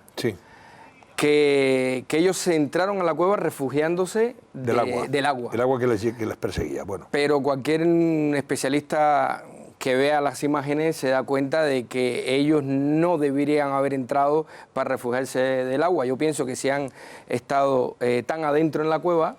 Que son 4 kilómetros desde la puerta. Primero, tan adentro en la cueva, yo pienso que ellos fueron a visitar la cueva. Es decir, lo que yo he oído que de manera oficial... es que ellos se habían refugiado del agua. A mí me da la sensación que ellos fueron a visitar la cueva. Algunos medios han dicho que fueron con su entrenador a visitar la cueva. Si han entrado 4 kilómetros dentro de una cueva, tendrían iluminación, tendrían algún tipo de medio. Nadie visita una cueva 4 kilómetros sin tener luz. Sí, eso parece sorprendente. Con lo cual, yo pienso que ellos fueron de manera exprofesa a visitar la cueva. Y pasando por unos pasadizos que parecían imposibles a tenor de cómo estamos viendo ahora los buzos moverse por ahí. Yo pienso que algunas de las imágenes que salen no se corresponden con lo que realmente a eso iba yo. Está sucediendo. ¿Por qué tiene esta duda? ¿Que cree que es más complicado lo que está No, que no puede ser tan complicado. Si es que sería imposible pasar por ahí. ¿Se está dramatizando? No lo sé. Yo pienso que de alguna forma... es complicado el rescate porque ahora hay un factor que no se contaba. Ahora hay agua. Pero lo que sí es evidente es que si los chicos pasaron por estas estrecheces a 3 kilómetros de la cueva, pues el nivel de complejidad será el mismo que cuando pasaron. Ahora hay un factor, hay agua. Hay agua. Pero yo no pienso de que en principio, si nos damos cuenta, en algunas de las imágenes vemos escalones. Es decir, esto es una cueva de visita turística. Sí, sí. Entonces, si se corresponden con esas imágenes, que es lo que no sabemos. Si se corresponden con esas imágenes y todas las informaciones que hemos venido escuchando, leyendo, viendo en vídeos, corresponde exactamente con la situación. Yo pienso que el gobierno tailandés ha intentado de alguna forma dar una buena imagen ante el mundo, ha intentado hacer lo mejor posible, han intentado asesorarse, pero de alguna manera han cuidado mucho todo el desarrollo. Pero Óscar, discúlpame, lo de asesorarse e intentar dar una buena imagen, pero yo realmente lo que he hecho en falta, aunque sea mirar en lo que hay por detrás y no en lo que hay por delante, que es lo más importante, que es el rescate, pero lo que he hecho en falta es que se haya actuado con mayor celeridad y que se haya pedido socorro para que equipos más capaces y de otros países interviniesen en cuestión de 24 horas. Eso es lo que he hecho en falta, pero no sé si será tan fácil. Yo no sé ante una emergencia buscar a un equipo que pueda Estados venir. Unidos, se puede aprender a nadar y a hombre, bucear. está muy bien lo de la imagen, pero si tenemos a personas que pueden, que están en riesgo de perder la vida. Porque usted habrá tenido esta experiencia con alguien que no supiera bien nadar o que no hubiera buceado nunca. ¿En cuánto tiempo puede uno meterse debajo del agua en una circunstancia como esta y ya bucear? Las personas que yo lo doy curso normalmente son buceadores que tienen muchísima experiencia y muchas veces lo pasan muy mal. ¿Se han sumergido muchas veces? Sí, sí, durante años. Y muchas veces lo pasan muy mal en un curso de cuevas. Con lo cual es totalmente inviable e impensable que un niño aprenda a bucear en cuevas en 5 días, ni en un mes, ni en 2 meses, ni en 5 meses. Es decir, un niño que nunca ha buceado, que no sabe nadar, es probablemente imposible. Yo pienso que no se les ha enseñado a bucear. Yo ¿Y creo entonces cómo los están sacando? Se les ha enseñado a respirar, sí. se les ha enseñado a familiarizarse con el equipo, máscara, sí. Con la máscara, pero es lo que comentaba, hay algunas pistas que te dan las imágenes y la manera en que dicen que han salido los niños. Nos han dicho que ha sido con una máscara facial. Una máscara facial a la hora de compensar la presión es diferente a un sistema de buceo o de scuba normal, con lo cual eso me dice a mí y a un experto que lo vea que donde se están buceando no hay prácticamente profundidad, porque sería mucho más complejo compensar con una máscara facial que con una máscara normal. Es decir, hay una complejidad porque estamos en una cueva y la cueva es el entorno más peligroso de buceo que existe. Sí. Pero el nivel de complejidad real, imagino, no lo puedo saber por las imágenes que veo, por las informaciones, por los detalles que se dejan entrever en las noticias, no debe ser tan complejo. Tan complejo, ¿verdad? Yo he visto imágenes, no sé si vosotros habéis visto imágenes, hoy imágenes se están dando de algunos puntos, es que casi no pueden pasar yo no sé si se corresponden con este rescate o los trabajos que han hecho esos propios buzos para llegar al lugar donde estaban estos niños. Pero dice, pero si es que no pueden pasar, tienen que ir, van dejándose la bombona detrás, luego bueno, yo no sé si son esas imágenes reales o se corresponden a otras situaciones, a otras cuevas, no sé. Es posible que haya sitios de la cueva que se estén habilitando para el paso o que estén destinados a dejar material y hay alguna parte, sí, que es aérea, que tienen dificultad, pero que se ven que están fuera del agua parcialmente. Por otra parte, el equipo que llevan, que hemos visto, es un equipo de buceo de aguas abiertas, no es un equipo especializado de buceo en cuevas. Con lo cual me hace pensar de que o no hay recursos, cosa increíble, porque un gobierno, aunque sea de un país en vía de desarrollo como Tailandia, debería tener recursos. Igual estamos sobrevalorando la situación. Pero si es que no, pero si es que lo acabas de decir ahora mismo perfectamente, es que un gobierno de un país en vías de desarrollo como Tailandia, si la temporada de monzones ha empezado hace unos días, si no va a terminar hasta octubre y por lo tanto la subida del agua va a impedir que el camino se despeje en cuestión de meses, nunca un gobierno tendría que haber permitido que nadie accediese a esa cueva, ni niños ni no niños. Sí, parece que está prohibido. Eso es lo que indica el sentido común. No, que había un cartel que prohibía que se accediera a la cueva en esta circunstancia. Pero han accedido. ¿No? Lógico. Bueno, llevan 2 semanas. Voy a preguntarle a Sara Valle qué pronóstico de tiempo se está barajando en la zona. Porque es verdad que las lluvias están presentes, pero todavía se cree, y por eso se aceleró el rescate, que las lluvias van a ser mucho más intensas a partir de ahora. Sara, cuéntanos. Las lluvias monzónicas típicas del sudeste asiático son las que en esta época del año están amenazando desde un principio con arruinar las operaciones de salvamento. De ahí que los equipos de rescate trabajen contrarreloj para rescatar a estos 12 niños tailandeses y a su monitor.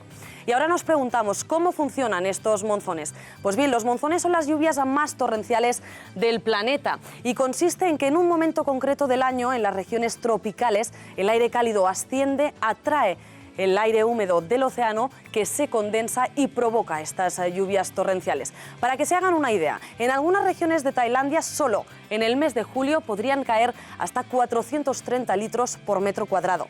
Pero además de las precipitaciones que está previsto que se intensifiquen a partir del miércoles en esta zona, otro problema añadido es que toda la roca que compone el territorio es caliza, por lo que cuando se dan estas precipitaciones tan intensas, el agua empieza a filtrarse y esto provoca que las partes más bajas de la cueva se inunden. Por eso la celeridad con la que trabajan los equipos de rescate para conseguir sacar a estos 4 niños restantes y al monitor que todavía permanecen atrapados en el interior de esta cueva. Bueno, ya veremos cuando termine la operación rescate cómo se cuenta por parte de las autoridades tailandesas, ¿no? Cómo ha sido, que yo creo que darán detalles. Es súper, ¿no? Quedan todavía 4 niños. En el tiempo que se está empleando de 5 horas para entrar o 6 horas y otras 6 horas o más, ¿no? Incluso se habla de 8 horas, ¿no? Para entrar y salir, lo que tarda en hacer el recorrido. Yo pienso que será real, teniendo en cuenta de que los buceadores de rescate van muy equipados, pero tenemos que ponernos en situación y pensar que los niños llegaron hasta allí y no llegaron en 5 o 6 horas. Claro. Es decir, que aquí la dificultad la da el agua. Y la da el fango. Me imagino que como están drenando la cueva, pues hay corrientes producidas por el mismo drenado del agua, pero yo pienso que a medida de que vayan drenando, pues prácticamente casi deben tener muchísimas zonas donde ya vienen caminando. Solo hay una parte que hay una U, en esa U puede haber cierta complejidad, pero eso es un tramo pequeño según lo que nos han contado de la topografía de esta cueva. Pero como no sabemos exactamente qué datos son más fiables y no vamos a decir que mienten, vamos a decir que hay datos muy fiables y otros datos menos fiables. Como no lo sabemos, pues no sabemos realmente qué tiempo están bajo el agua buceando los chicos. Claro. Yo creo que no es un tiempo muy largo, para alguien sin preparación debe ser bastante corto. Y por el nivel de la topografía que han explicado del agua, prácticamente se puede lo sacarán flotando en el agua prácticamente con la cabeza fuera del agua. Sí, sí. Bueno, vamos a ver, quedan 4 y el profesor. Y probablemente mañana tengamos ya la noticia de que todos han salido de esa cueva. Ojalá.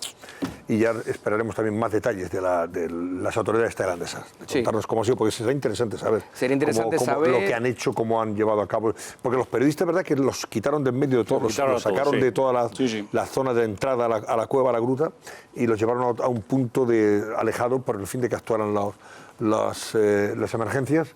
Pero ahí se han quitado y la información que van recibiendo es la que les llega desde el lugar de las operaciones. De todas formas, hay una parte de la ayuda internacional que ha llegado, que muchos son buzos conocidos, con mucha experiencia en el buceo en cueva y en el rescate, que la mayoría son ingleses, que de hecho algunos de ellos han estado en puntas de exploración en España, que aquí hay una de las cuevas más grandes de Europa.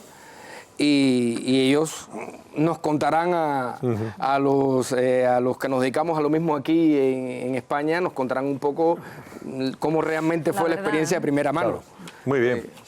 Pues Óscar, ha sido un placer, muchísimas gracias. Y nada, usted no se ha visto en una situación grave nunca, ¿no? ¿O sí ha tenido alguna experiencia desagradable? Sí, he tenido situaciones graves, pero bueno, hasta ahora todo ha salido felizmente bien.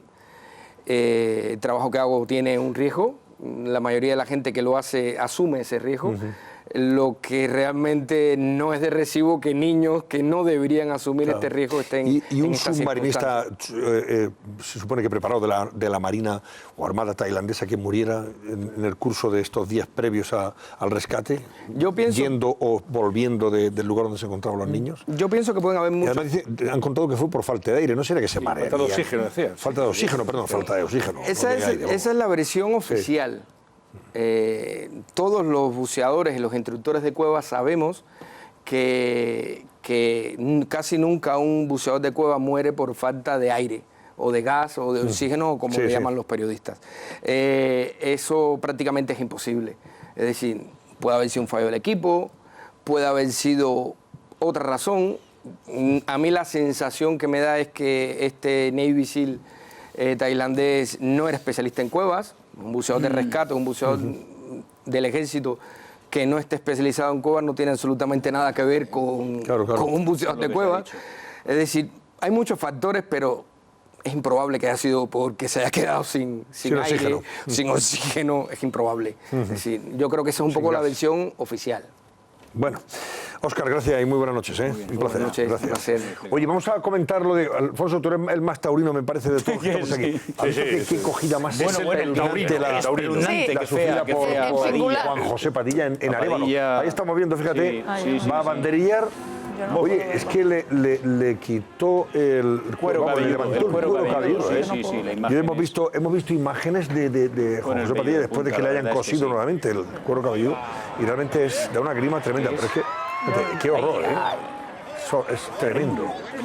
Eso fue en Arévalo. Claro, te levantas y ahí con la piel descolgada de la cabeza, el pelo, y te puedes pensar lo peor. Bueno, pues ahí está el hombre ya preparado. No sé si vamos a poder saludar enseguida a Juan José Padilla, porque está el hombre preparándose para irse a San Fermín y a Pamplona el próximo viernes, donde tiene una cita. Ahora nos dirá con qué ganadería, pero son morlacos importantes. De los que ya da miedo. Fíjate que también es taurino, ¿no? Este señor es merecedor de mucho respeto. Hombre, José Padilla es el ciclón de Jerez, por algo se le conoce como el ciclón de Jerez, y otra cosa no, pero valor tiene una categoría increíble. Tenemos ya, mira, vamos a saludar al maestro Juan José Padilla. Maestro, buenas noches, hombre, ¿cómo estamos? Hola, buenas noches. ¿Qué tal estamos? Bien, estoy animado, estoy contento con toda la evolución. Y bueno, y ahora la defensa de mañana tener una nueva revisión donde nos retiran los drenajes y gracias a Dios la evolución, vuelvo a repetir, es bueno, es muy dramático, ha sido muy espectacular todo, pero hemos tenido milagrosamente la suerte de que no haya en los resultados de TAC y de toda la resonancia y estas investigaciones que se han hecho médicas han dado unos buenos resultados. Pero maestro, ¿qué fue con fue con el asta? ¿Levantarle toda esa piel de la cabeza? ¿Del cuero cabelludo? ¿Cómo le levantó? ¿O fue con la pezuña?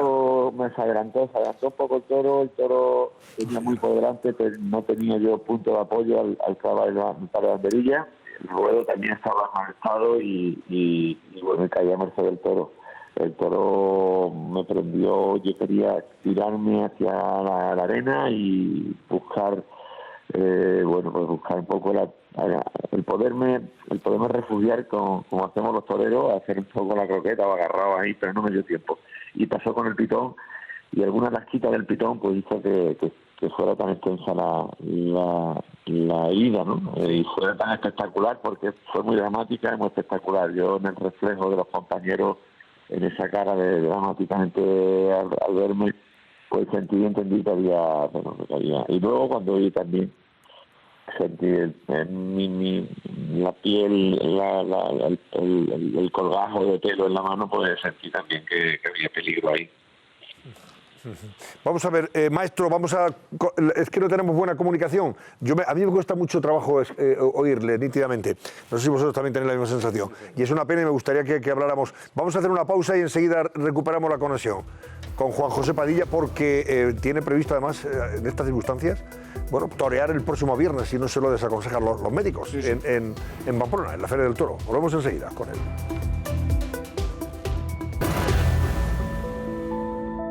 El gobierno necesita dinero. Exactamente 30.000 millones de euros para cumplir con el Pacto Europeo de Estabilidad. Que igual que este país ha sido solidario con la banca, con las cajas de ahorros quebradas, estoy convencida que van a ser solidarios. A la lista de nuevos impuestos se suma otro, el de la banca. Poniendo cada uno nuestro granito de arena, vamos a ser capaces de sacar adelante algo tan importante como es el sistema público de pensiones. ¿Cómo recaudará el gobierno el dinero que necesita? ¿Cómo repercutirá en los ciudadanos? Todas las claves con Carlos Cuesta en El Cascabel. Enseguida saludamos a Carlos Cuesta, pero antes seguimos con el maestro Juan José Padilla. Maestro, sigue usted ahí, ¿verdad?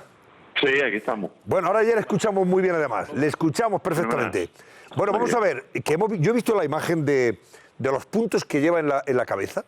¿Cuántos puntos le han dado para coserle el cuero cabelludo, para arreglarle el desaguisado? Hay 30 puntos. 30 puntos. Qué barbaridad, 30 grapas, nada más y nada menos. Bueno, y cuando vio, mire, ahí está la imagen, y cuando se vio con ese cuero cabelludo desprendido, la piel, bueno, me imagino que pensaría, dice, otra vez en la cabeza, otra vez, qué horror. No me libro de una.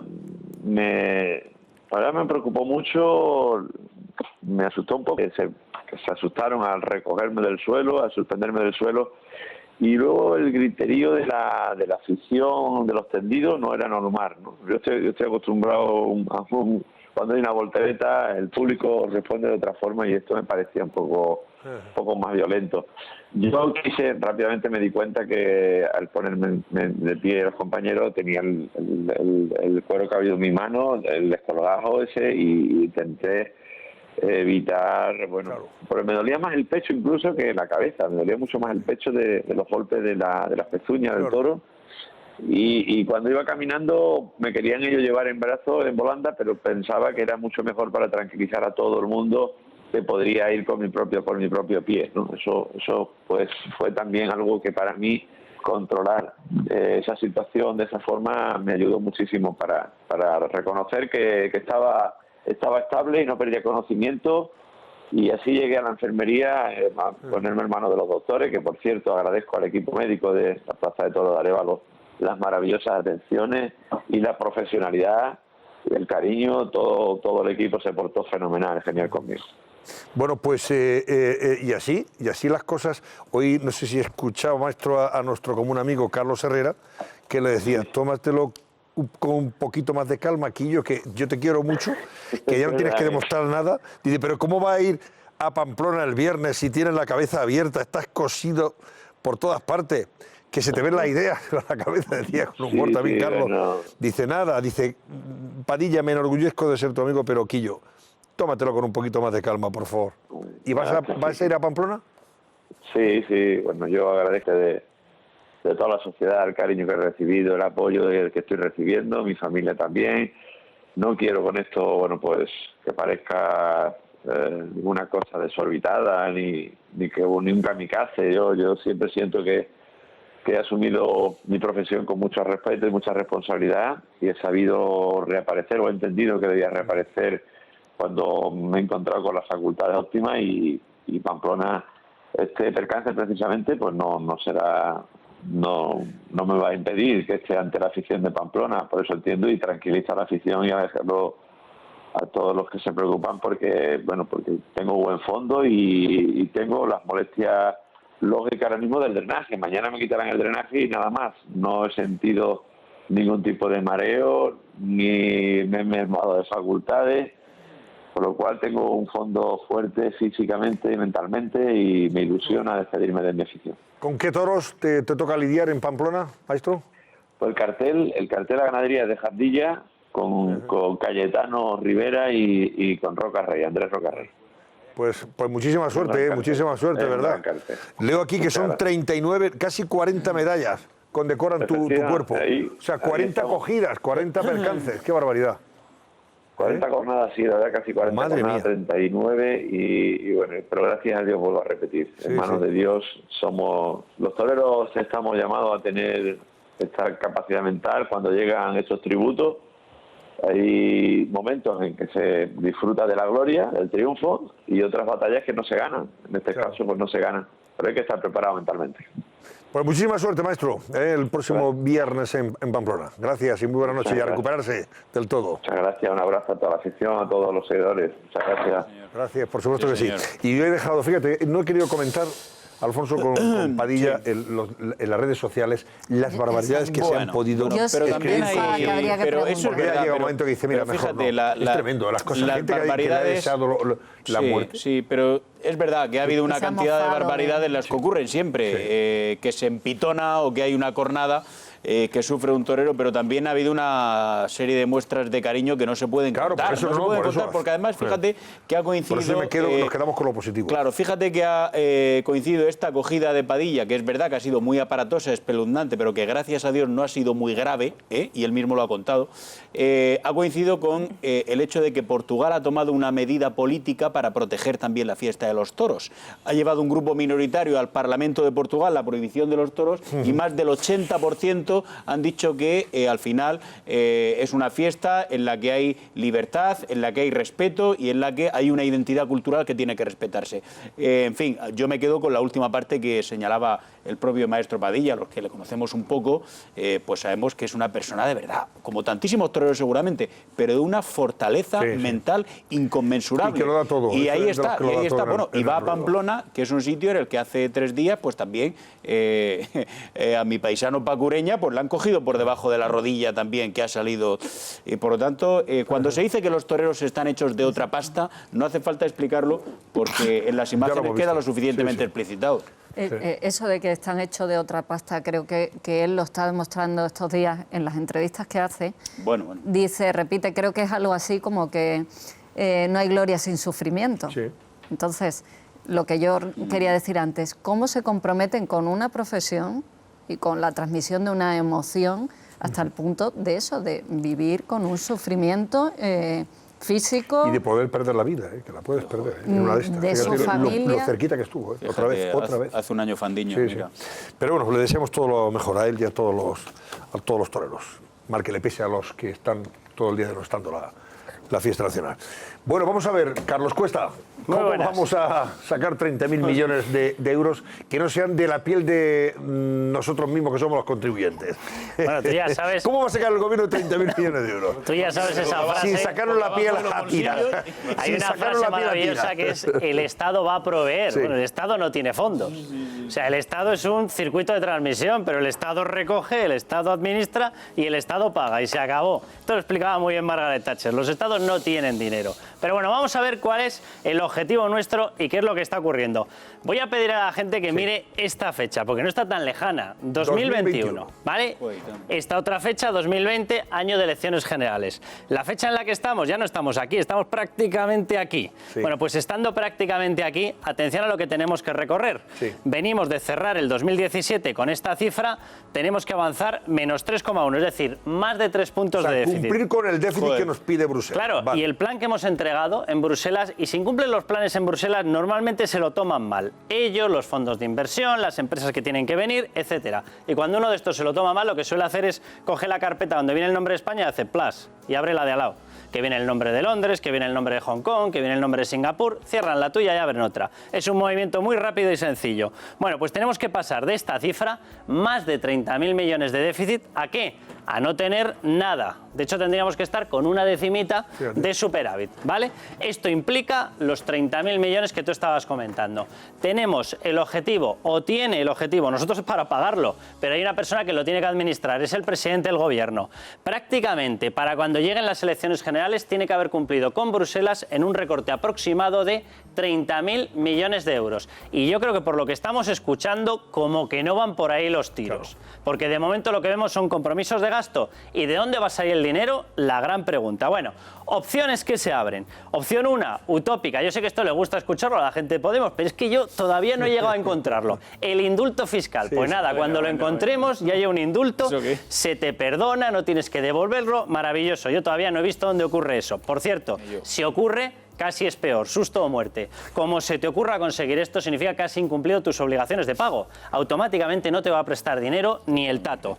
Opción 2, pues la triste factura, la dolorosa, 30.000 millones de euros que tenemos que conseguir desde ahora, cierre del año 18, 19, 20 y un poquito más. En 3 años y poquito más, tenemos que recortar esto a unos 10.000 millones por año. Vamos a ver cuáles son las alternativas, porque como tú bien decías, ¿de dónde va a salir esto? Impuestos. Claro. Impuestos a las empresas, yo lanzo la gran pregunta. Sí. 30.000 millones de euros, para que nos hagamos una idea, es la recaudación en un año de todo el impuesto de sociedades. ¿Realmente vamos a conseguir en un año multiplicarlo por 2? ¿Van a aparecer de golpe para pagar en la base de recaudación el doble de empresas? Evidentemente no. Por lo tanto, mi sospecha, y algo más que sospecha, es que no va a ir exclusivamente a las empresas. Va a tener que ir a mucho más. Este dinero no se saca de cualquier sitio. Este dinero viene a ser el 35-40% de la recaudación del IRPF de un año. Es decir, no estamos hablando de ninguna tontería. Esto no sale por casualidad. ¿De dónde se está hablando que puede salir? 6.000 millones, efectivamente, de sociedades, de empresas. O sea, aumentar a las empresas el impuesto. Aumentar el pago de impuestos. Claro. ¿Cómo se puede hacer? Bueno, hay una parte que directamente es eliminando deducciones. Para eliminar deducciones sobre las empresas, que ya no les quedan tantas, tendrías que saltar a otro tipo de deducciones. Y yo siento dar esta noticia esta noche, pero donde de verdad hay deducciones es en el IRPF. En el resto prácticamente no hay deducciones. Y se está hablando de que en eliminación de deducciones se podrían llegar a sacar 10.000 millones. Yo dudo muchísimo que esto salga exclusivamente de las empresas. Todo esto ya sin hablar del hecho de que evidentemente ¿quién paga los sueldos? Las empresas. Si las empresas tienen un mordisco de 6.000 millones, ¿van a subir más los sueldos o los van a subir menos? Porque al final todo repercute en lo mismo. Pero bueno, de deducciones, según ellos, 10.000 millones. Yo veo muy difícil que esto salga exclusivamente de las empresas. La tasa Google, bueno, esto es una cosa maravillosa. Hasta ahora no se ha encontrado la mecánica para conseguir hacerles pagar impuestos de verdad. ¿Qué sería la tasa Google? Explícalo, Carlos. La tasa Google sería conseguir que estas empresas que no tienen ubicación en España, en las transacciones que realizasen dentro, es decir, cuando tú compras, cuando tú contratas una publicidad, cuando Google hace algún servicio aquí, en el destino aplicarte un impuesto. Es decir, en el fondo estaríamos poco menos que ante un impuesto al consumo. Por tanto, ¿quién lo va a pagar? Incluso cuando compras a través de correo electrónico. Realmente, efectivamente, ¿cómo se graba Amazon cuando compra ni siquiera... electrónica, la compra electrónica a través de Amazon. ¿Cuál es la fórmula más sencilla de cobrarle? No va a ser perseguirle porque no está implantada en España. Lo normal que va a ser que te pongan un impuesto cuando compras. Y cuando te ponen un impuesto cuando compras, ¿quién es el que lo paga? El cliente. Vale. Inevitablemente. Así que le podemos quitar el nombre Google, el nombre Amazon y ponerle el nombre Ya lo pago yo. Que a lo mejor resulta que nos entendemos mejor. Sí, sí. Vamos con otro impuesto. Impuesto a la banca. 1.000 millones de euros dicen que van a sacar. ¿Qué va a hacer la banca con los márgenes que tiene? ¿Se lo va a comer o lo va a cobrar en comisiones?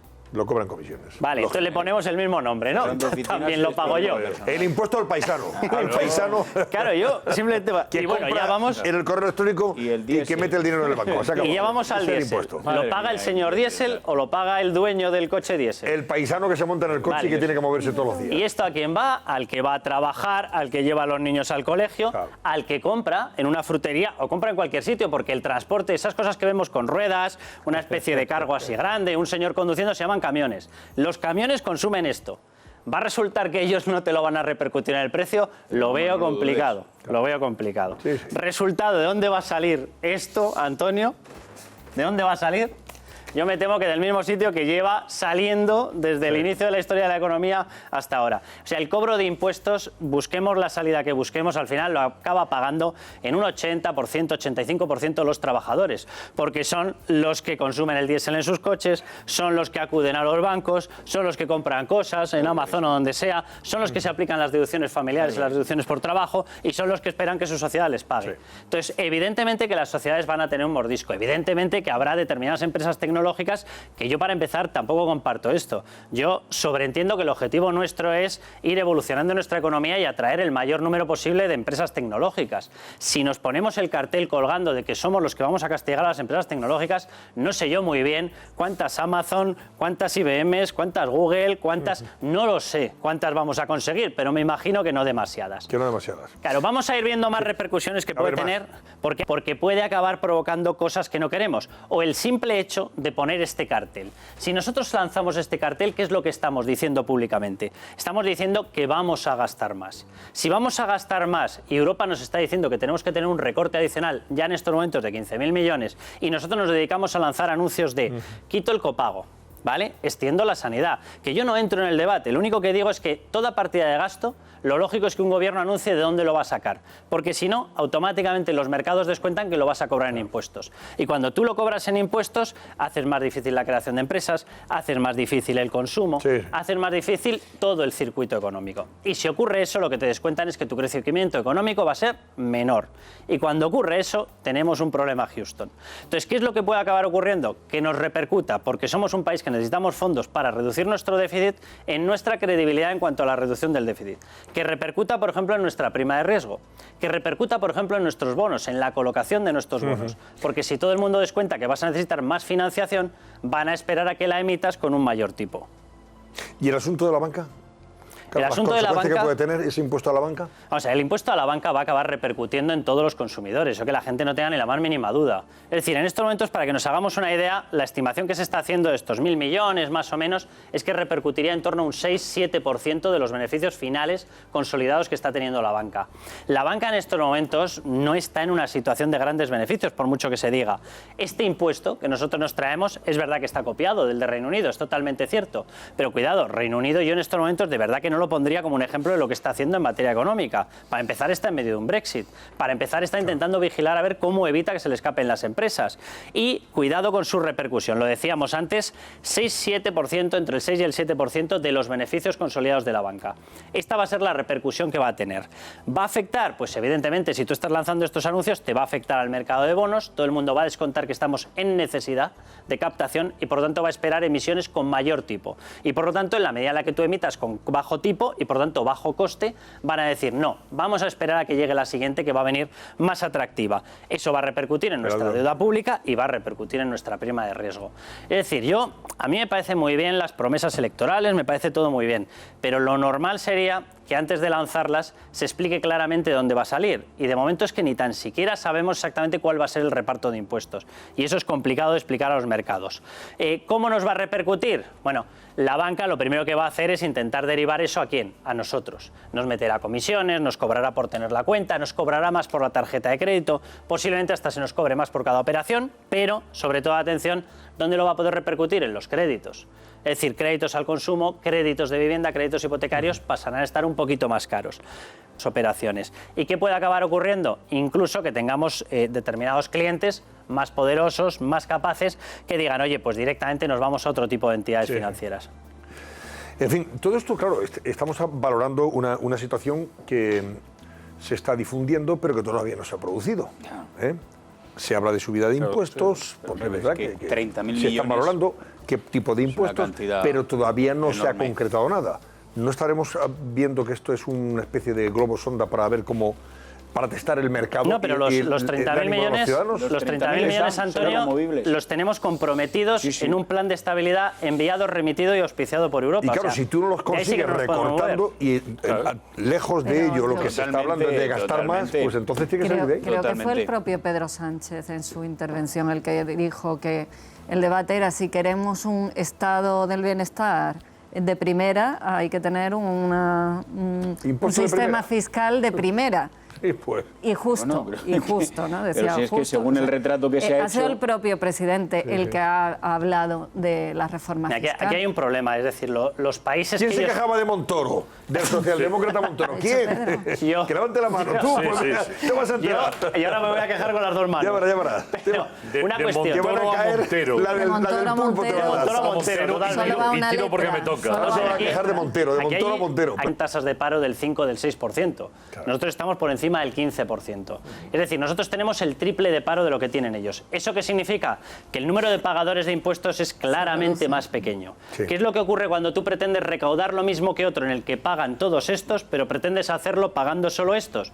Pues que estos tienen que pagar lo de todos estos que falta. Resultado, no pagan esto, pagan todo esto. Entonces el resultado está no en intentar que haya gente que individualmente tenga una presión tributaria muy potente. La cuestión está en conseguir que haya más gente pagando. Y eso se consigue metiendo más empresas, metiendo más trabajadores. Y más gente trabajando. Pero si es que siguiendo la teoría de la anterior oposición y hoy ya gobierno, de que el Partido Popular había desarticulado, había debilitado enormemente a las clases medias, y ahora nos tenemos con un ajuste de 30.000 millones de euros que, según se ha expuesto, debilita todavía más a las clases medias, pues sencillamente las vas a llevar a una situación de colapso a la hora de consumir. Podrán pagar más impuestos, pero es que no tendrán margen para casi nada más, porque hemos visto punto por punto, es que hay, en fin, cuestiones que suenan muy bien. No, el diésel, hay que grabar el diésel. Bueno, pero es que hay gente que tiene un coche diésel porque tiene el combustible, por ejemplo, un poquito más barato y pueden ahorrar un poco. Y ahora usted le va a penalizar encima.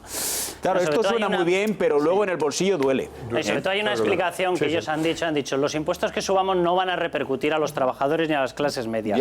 A ver, podemos explicar lo que sea y cada uno puede defender la política que quiera, pero no se puede lanzar una afirmación que por definición y nacimiento es falsa. Es decir, el impuesto al diésel lo repercute el que consume productos, todos nosotros, y el que conduce un coche, todos nosotros. El impuesto a las empresas, todos vamos a tener la repercusión porque en bajada de márgenes nuestros sueldos van a crecer menos. Si subes las cotizaciones sociales, el bruto que tiene la empresa disponible para nosotros se ve recortado, porque se amplía eso, por lo tanto el neto se ve recortado, es decir, nuestro sueldo se ve recortado. Es decir, todo lo que ocurre, de todo lo que estamos diciendo, tiene una repercusión directa en nosotros. El diésel, el impuesto a las empresas, las deducciones a la familia, las deducciones por compra de vivienda. Eso no le afecta a George Soros.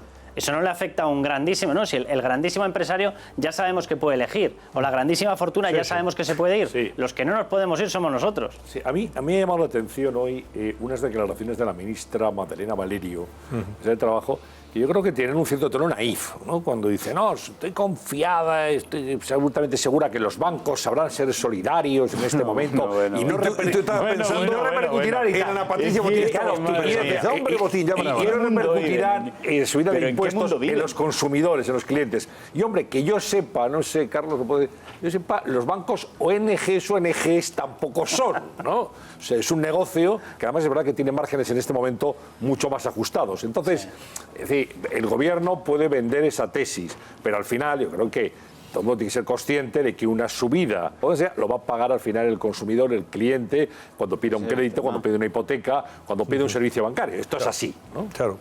Y luego, fíjate, un pequeño detalle, porque en economía todo va conectado. Los grandes compradores de la deuda para salir de la crisis han sido los propios bancos, de la deuda nacional, de la deuda soberana. Es decir, los que han comprado esos títulos de deuda para que el Estado pudiese mantener el estado del bienestar han sido los bancos. Si tú les empiezas a quitar margen, lo primero que van a hacer esos bancos es comprarte menos deuda pública. Si te compran ellos menos deuda pública, tienes menos ofertantes por tu deuda y por lo tanto vas a tener que subir los tipos de interés. ¿A quién le va a repercutir más? A todos nosotros. Es decir, porque los tipos de interés los pagamos nosotros. O sea, al final, esto de la economía, cuidado con la economía porque suele ir todo conectado. Y lo normal es que tú cuando haces un anuncio tengas mucho cuidado. No que lances primero la promesa y luego mires por ahí a ver cómo lo pago. Especialmente cuando hablamos de cifras como estas, ¿no? 30.000 millones no se puede buscar, no se puede improvisar. 30.000 millones solamente hay una forma de sacarlo. Y es de las nóminas, que es lo que tienes cogido fiscalmente de forma más clara, es de los inmuebles, de los pisos a través del IBI, es decir, de los bienes o de las prácticas que no se pueden trasladar, que no se pueden mover. Una empresa, una sociedad de inversión, una patrimonial se puede desplazar, pero tu trabajo no se puede desplazar. Tu vivienda no se puede desplazar. Tu movimiento en coche a tu plaza de trabajo, a tu sede de trabajo, no lo puedes desplazar tú porque quieras. Y ahí es donde tienen cogido. Carlos, hasta mañana. Carlos, ya no nos asustes más, Carlos. Que no te hemos dicho nada. A ver, que creo que recibe instrucciones. Houston, tenemos portada, venga, vamos con la portada del Marca. Bueno, pues mira, portada del Mundo, mano dura para la selección. Dice el Mundo sobre Luis Enrique. Rubiales elige a Luis Enrique porque quiere un técnico con autoridad sobre los jugadores. Bueno, pues está bien. Ese ya es un criterio. Bien elegido. Ya es un criterio. Mano dura para la selección. Y habla también del Francia-Bélgica. El entrenador español Roberto Martínez busca hoy una plaza en la gran final del Mundial. Tema destacado del Mundo. Torra se enroca en el proceso separatista y Pedro Sánchez lo tilda de constructivo. Anda. El presidente de la Generalitat le avisa de que solo cabe la autodeterminación y le da 2 meses para que se pronuncie. Le ha puesto un plazo, lo habíamos comentado. Bueno, el jefe del gobierno, claro. Porque está prevista la próxima reunión en septiembre. Y entonces cuando llegues a Barcelona en septiembre y le diga, no, si de lo hablado nada de nada, porque yo no te puedo dar absolutamente nada. Vamos a ver. Bueno, en septiembre aparte es mala época, porque 11 de septiembre, 1 de octubre es calentito. Están preparando una buena. Por eso te digo para que el 1 de octubre otra vez. Y para el 11 de septiembre. Por eso te digo que suelen ser malas épocas porque son momentos de exaltación patriótica muy importante. Bueno, dice que el jefe del gobierno reconoce que Cataluña es una nación, activa la comisión bilateral y retirará recursos ante el Tribunal Constitucional. y culpa a Rajoy de la crisis independentista y dice estar dispuesto a reconstruir todo lo que el PP ha recortado. Y ha destruido, creo que Y ha destruido. Es que, pero vamos a ver, ¿y quién ha dicho esto, por Ha ejemplo? dicho Carmen Calvo, ¿Carmen es la Calvo? que ha salido por el Ahora, gobierno. la culpa la tiene Rajoy, no la Carmen tiene Calvo ha Torra dicho ni los que, separatistas. literalmente ha dicho, al anterior gobierno le hicieron 2 referéndum ilegales en 2 años. Y a nosotros en un mes hemos conseguido sentarnos con ellos a negociar 2 horas y media. Esa es la definición que ha hecho. Al anterior gobierno 2 referéndum y nosotros una conversación civilizada, amable, cordialísima. Torra ha estado extremadamente educado. Son expresiones que han utilizado ellos. Y además Comunicación fluida. Pero es que no ha cambiado absolutamente nada, Carmen, porque todo esto No ha tiene cambiado sentido. nada. Si hubiera cambiado algo realmente, pues dice sí, más allá del gobierno, que sí ha cambiado, pero no ha el cambiado. interés, Objetivamente Antonio, no ha cambiado el interés nada. de ellos. Claro, ha cambiado el interés de ellos. Porque, Eso podría haberlo hecho también con Rajoy si hubieran querido. Torra al anterior gobierno le exigía algo más que diálogo. Claro. Ahora hablan solo de diálogo. Antes hablaban de negociación. O sea, los que han cambiado en realidad son el sector independentista, Así es. que es menos exigente ahora. Menos exigente. Yo Sí. entiendo que por su propio interés y su propia pervivencia, porque lo último que quieren es que haya unas elecciones generales y llegue a un gobierno, por ejemplo, Ciudadanos. Llega Rivera con las rebajas y se puede ir Imagínate. preparando Torra. Que lo va a Exactamente. recibir, Bueno, lo pero- va a recibir en la luna. Le lo va a recibir. interesa tener a Pedro Sí, sí. Sánchez. Sí, pero Antonio, objetivamente, imaginaros que Albert Rivera hubiera sido presidente del gobierno. Él, su responsabilidad institucional Ya, es la de recibir a todos los presidentes Pero- pero la autonómicos. Pero, responsabilidad- luego le puedes decir que no a todo lo que tú quieras. Verónica, probablemente la también responsabilidad institucional invitaron. de Rivera hubiera sido decirle, sí, yo lo recibo a usted, pero usted lo del lacito amarillo se lo deja en el coche. Seguro. Y luego se lo pone otra vez a usted. Seguro, Pero yo la seguro. Moncloa no lo recibo con el lazo amarillo, por Pues es ejemplo. que Por ejemplo, el que son anterior detalles, gobierno Claro. invitó a Puigdemont a venir al Congreso a explicar su... Sí, Y no quisieron. Y no quisieron. O sea, Es no que es que el lo- cambio del interés que decía Carmen Sí, a mí sí. me parece sustantivo. Sí, sí. Luego dice también El Mundo que Torra ha vetado al rey en el aniversario del atentado yihadista de Barcelona, cosa que hemos comentado anteriormente. Que no se Dice, puede bueno, vetar. Si el rey quiere ir, que es el jefe del Estado y va a ir por más Lo, que usted lo no le vete. decidirá y lo Usted, hará si quiere. Pues claro. Como tiene que ser. El pie de foto es de gobierno a gobierno, así lo ha destacado El Mundo en ese encuentro de la Moncloa. Y luego otros temas que también lleva El Mundo en portada. Dice que el gobierno dará al PNV la comisión sobre abusos policiales en el País Vasco. No sé qué comisión es esta. Expertos afines al nacionalismo decidirán quién cometió torturas. Y esto es una cesión que va a hacerle al PNV. Lo que hayan negociado a cambio del apoyo. A cambio del apoyo. Y también habla de la dimisión de 2 halcones del Brexit que dinamitan el gabinete de May, de Theresa May en Gran Bretaña, contra Johnson, se rebelan contra las concesiones de la primera ministra a la Unión Europea, sobre la que se cierne una moción de censura. Voy a dejarme un titular más sobre esto del Mundo que me llama la atención y quiero preguntarte a ti, Carmen, que conoces más el paño, que tiene que ver con Andalucía. Enseguida volvemos brevemente y estamos de vuelta y completamos las portadas.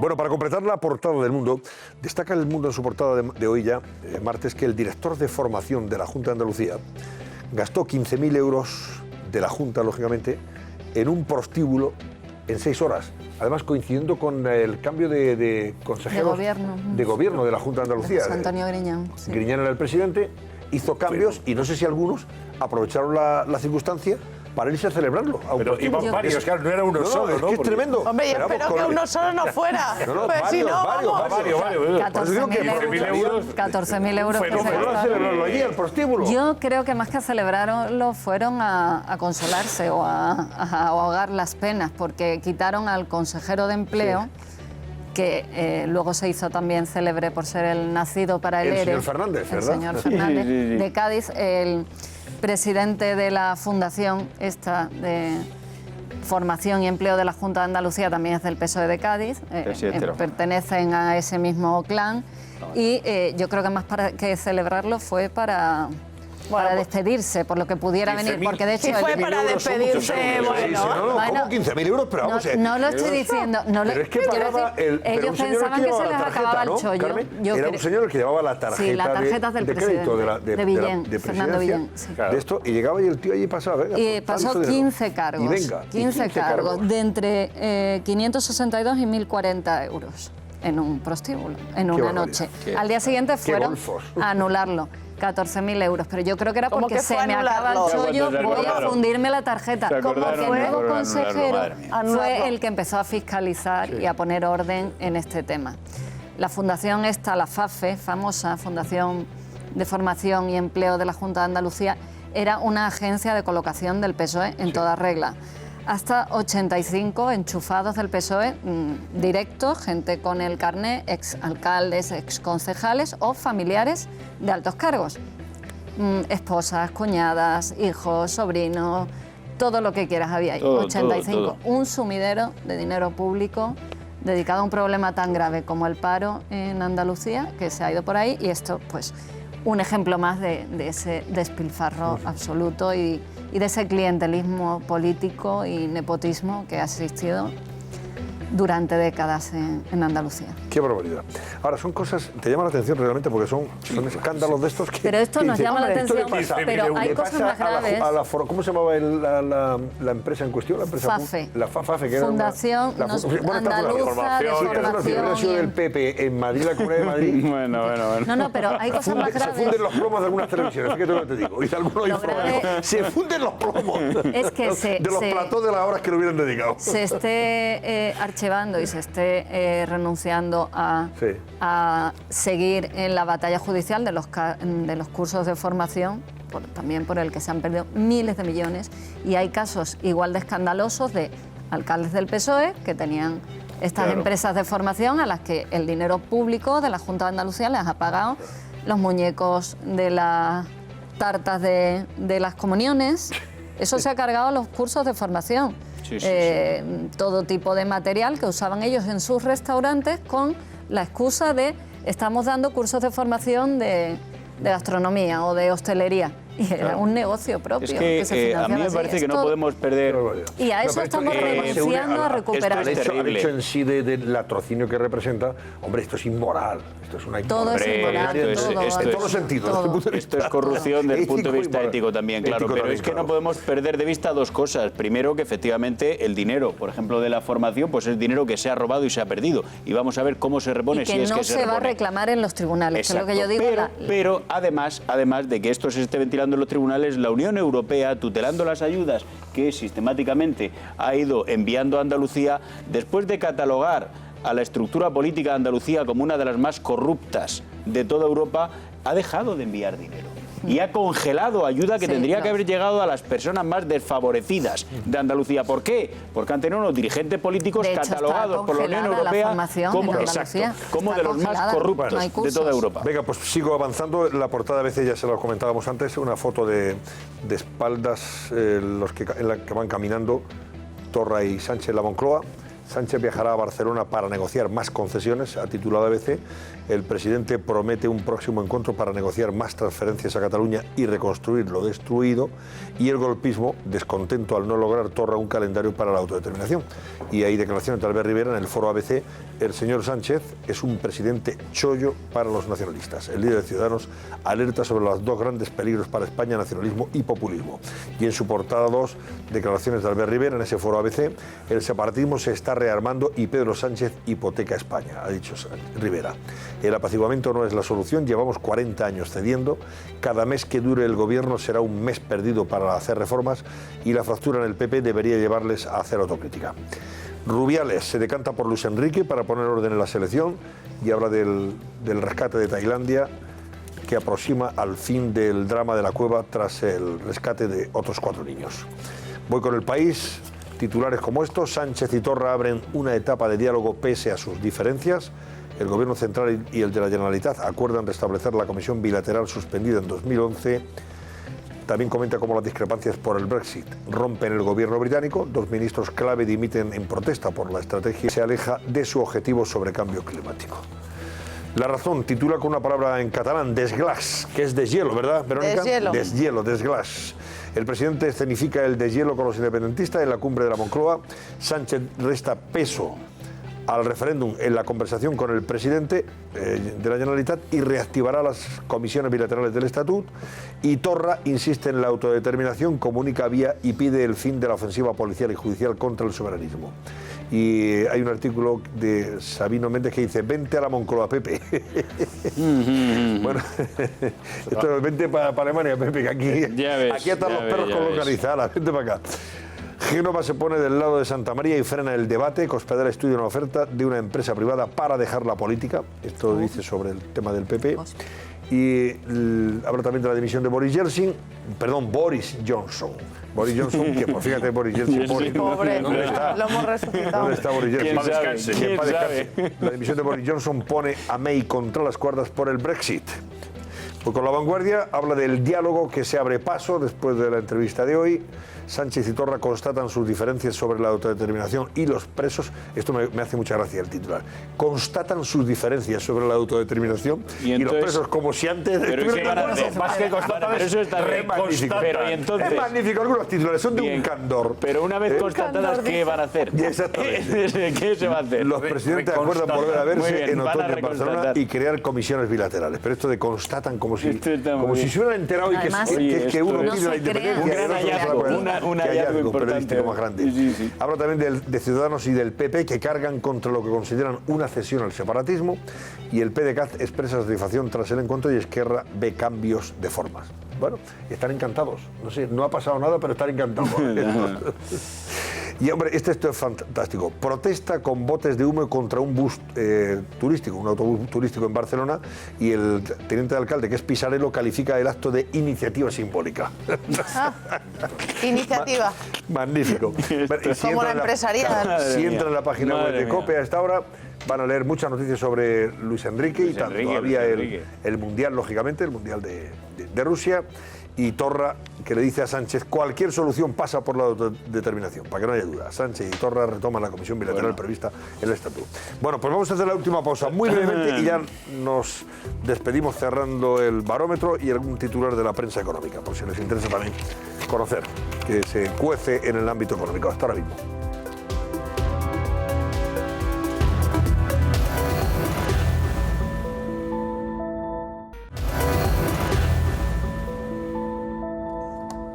Raquel Caldas, ¿qué va a ser noticia hoy? ¿Qué vamos a seguir? Pues en las próximas semanas vamos a estar de nuevo muy pendientes de lo que haga el presidente del gobierno, de Pedro Sánchez. ¿Por qué? Porque se va a reunir este martes con la patronal y sindicatos como previa a esa apertura de la mesa del diálogo social. También estaremos pendientes de Cataluña, porque mañana van a cárceles catalanas los exconsellers que quedaban en Madrid, Jordi Turull, Josep Rull y Joaquim Forn. Y además Torra, después de la entrevista de hoy con Pedro Sánchez, reúne allí a su gobierno. Pero también estaremos muy pendientes de una sesión extraordinaria que se va a celebrar en el Congreso para completar la renovación del Consejo de Radio Televisión Española, después de que el pasado jueves fueran rechazados esos 4 miembros propuestos por el PSOE, Unidos Podemos y el PNV. Antonio.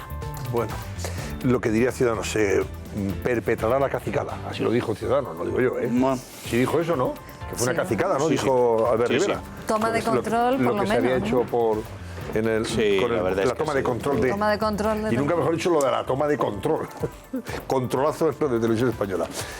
Nos marchamos, no sin antes cerrar el barómetro. ¿Cómo ha concluido ese barómetro, Laura? Pues Antonio, hablábamos en el barómetro de esa reunión de la que venimos hablando durante todo el programa entre Pedro Sánchez y Quim Torra, y les preguntábamos si creen que Pedro Sánchez hará muchas concesiones a Quim Torra. Pues el 71,6% de nuestros espectadores creen que sí que lo hará, frente a un 28,4% que piensa que no. Antonio. Bueno, pues es lo que han opinado ustedes.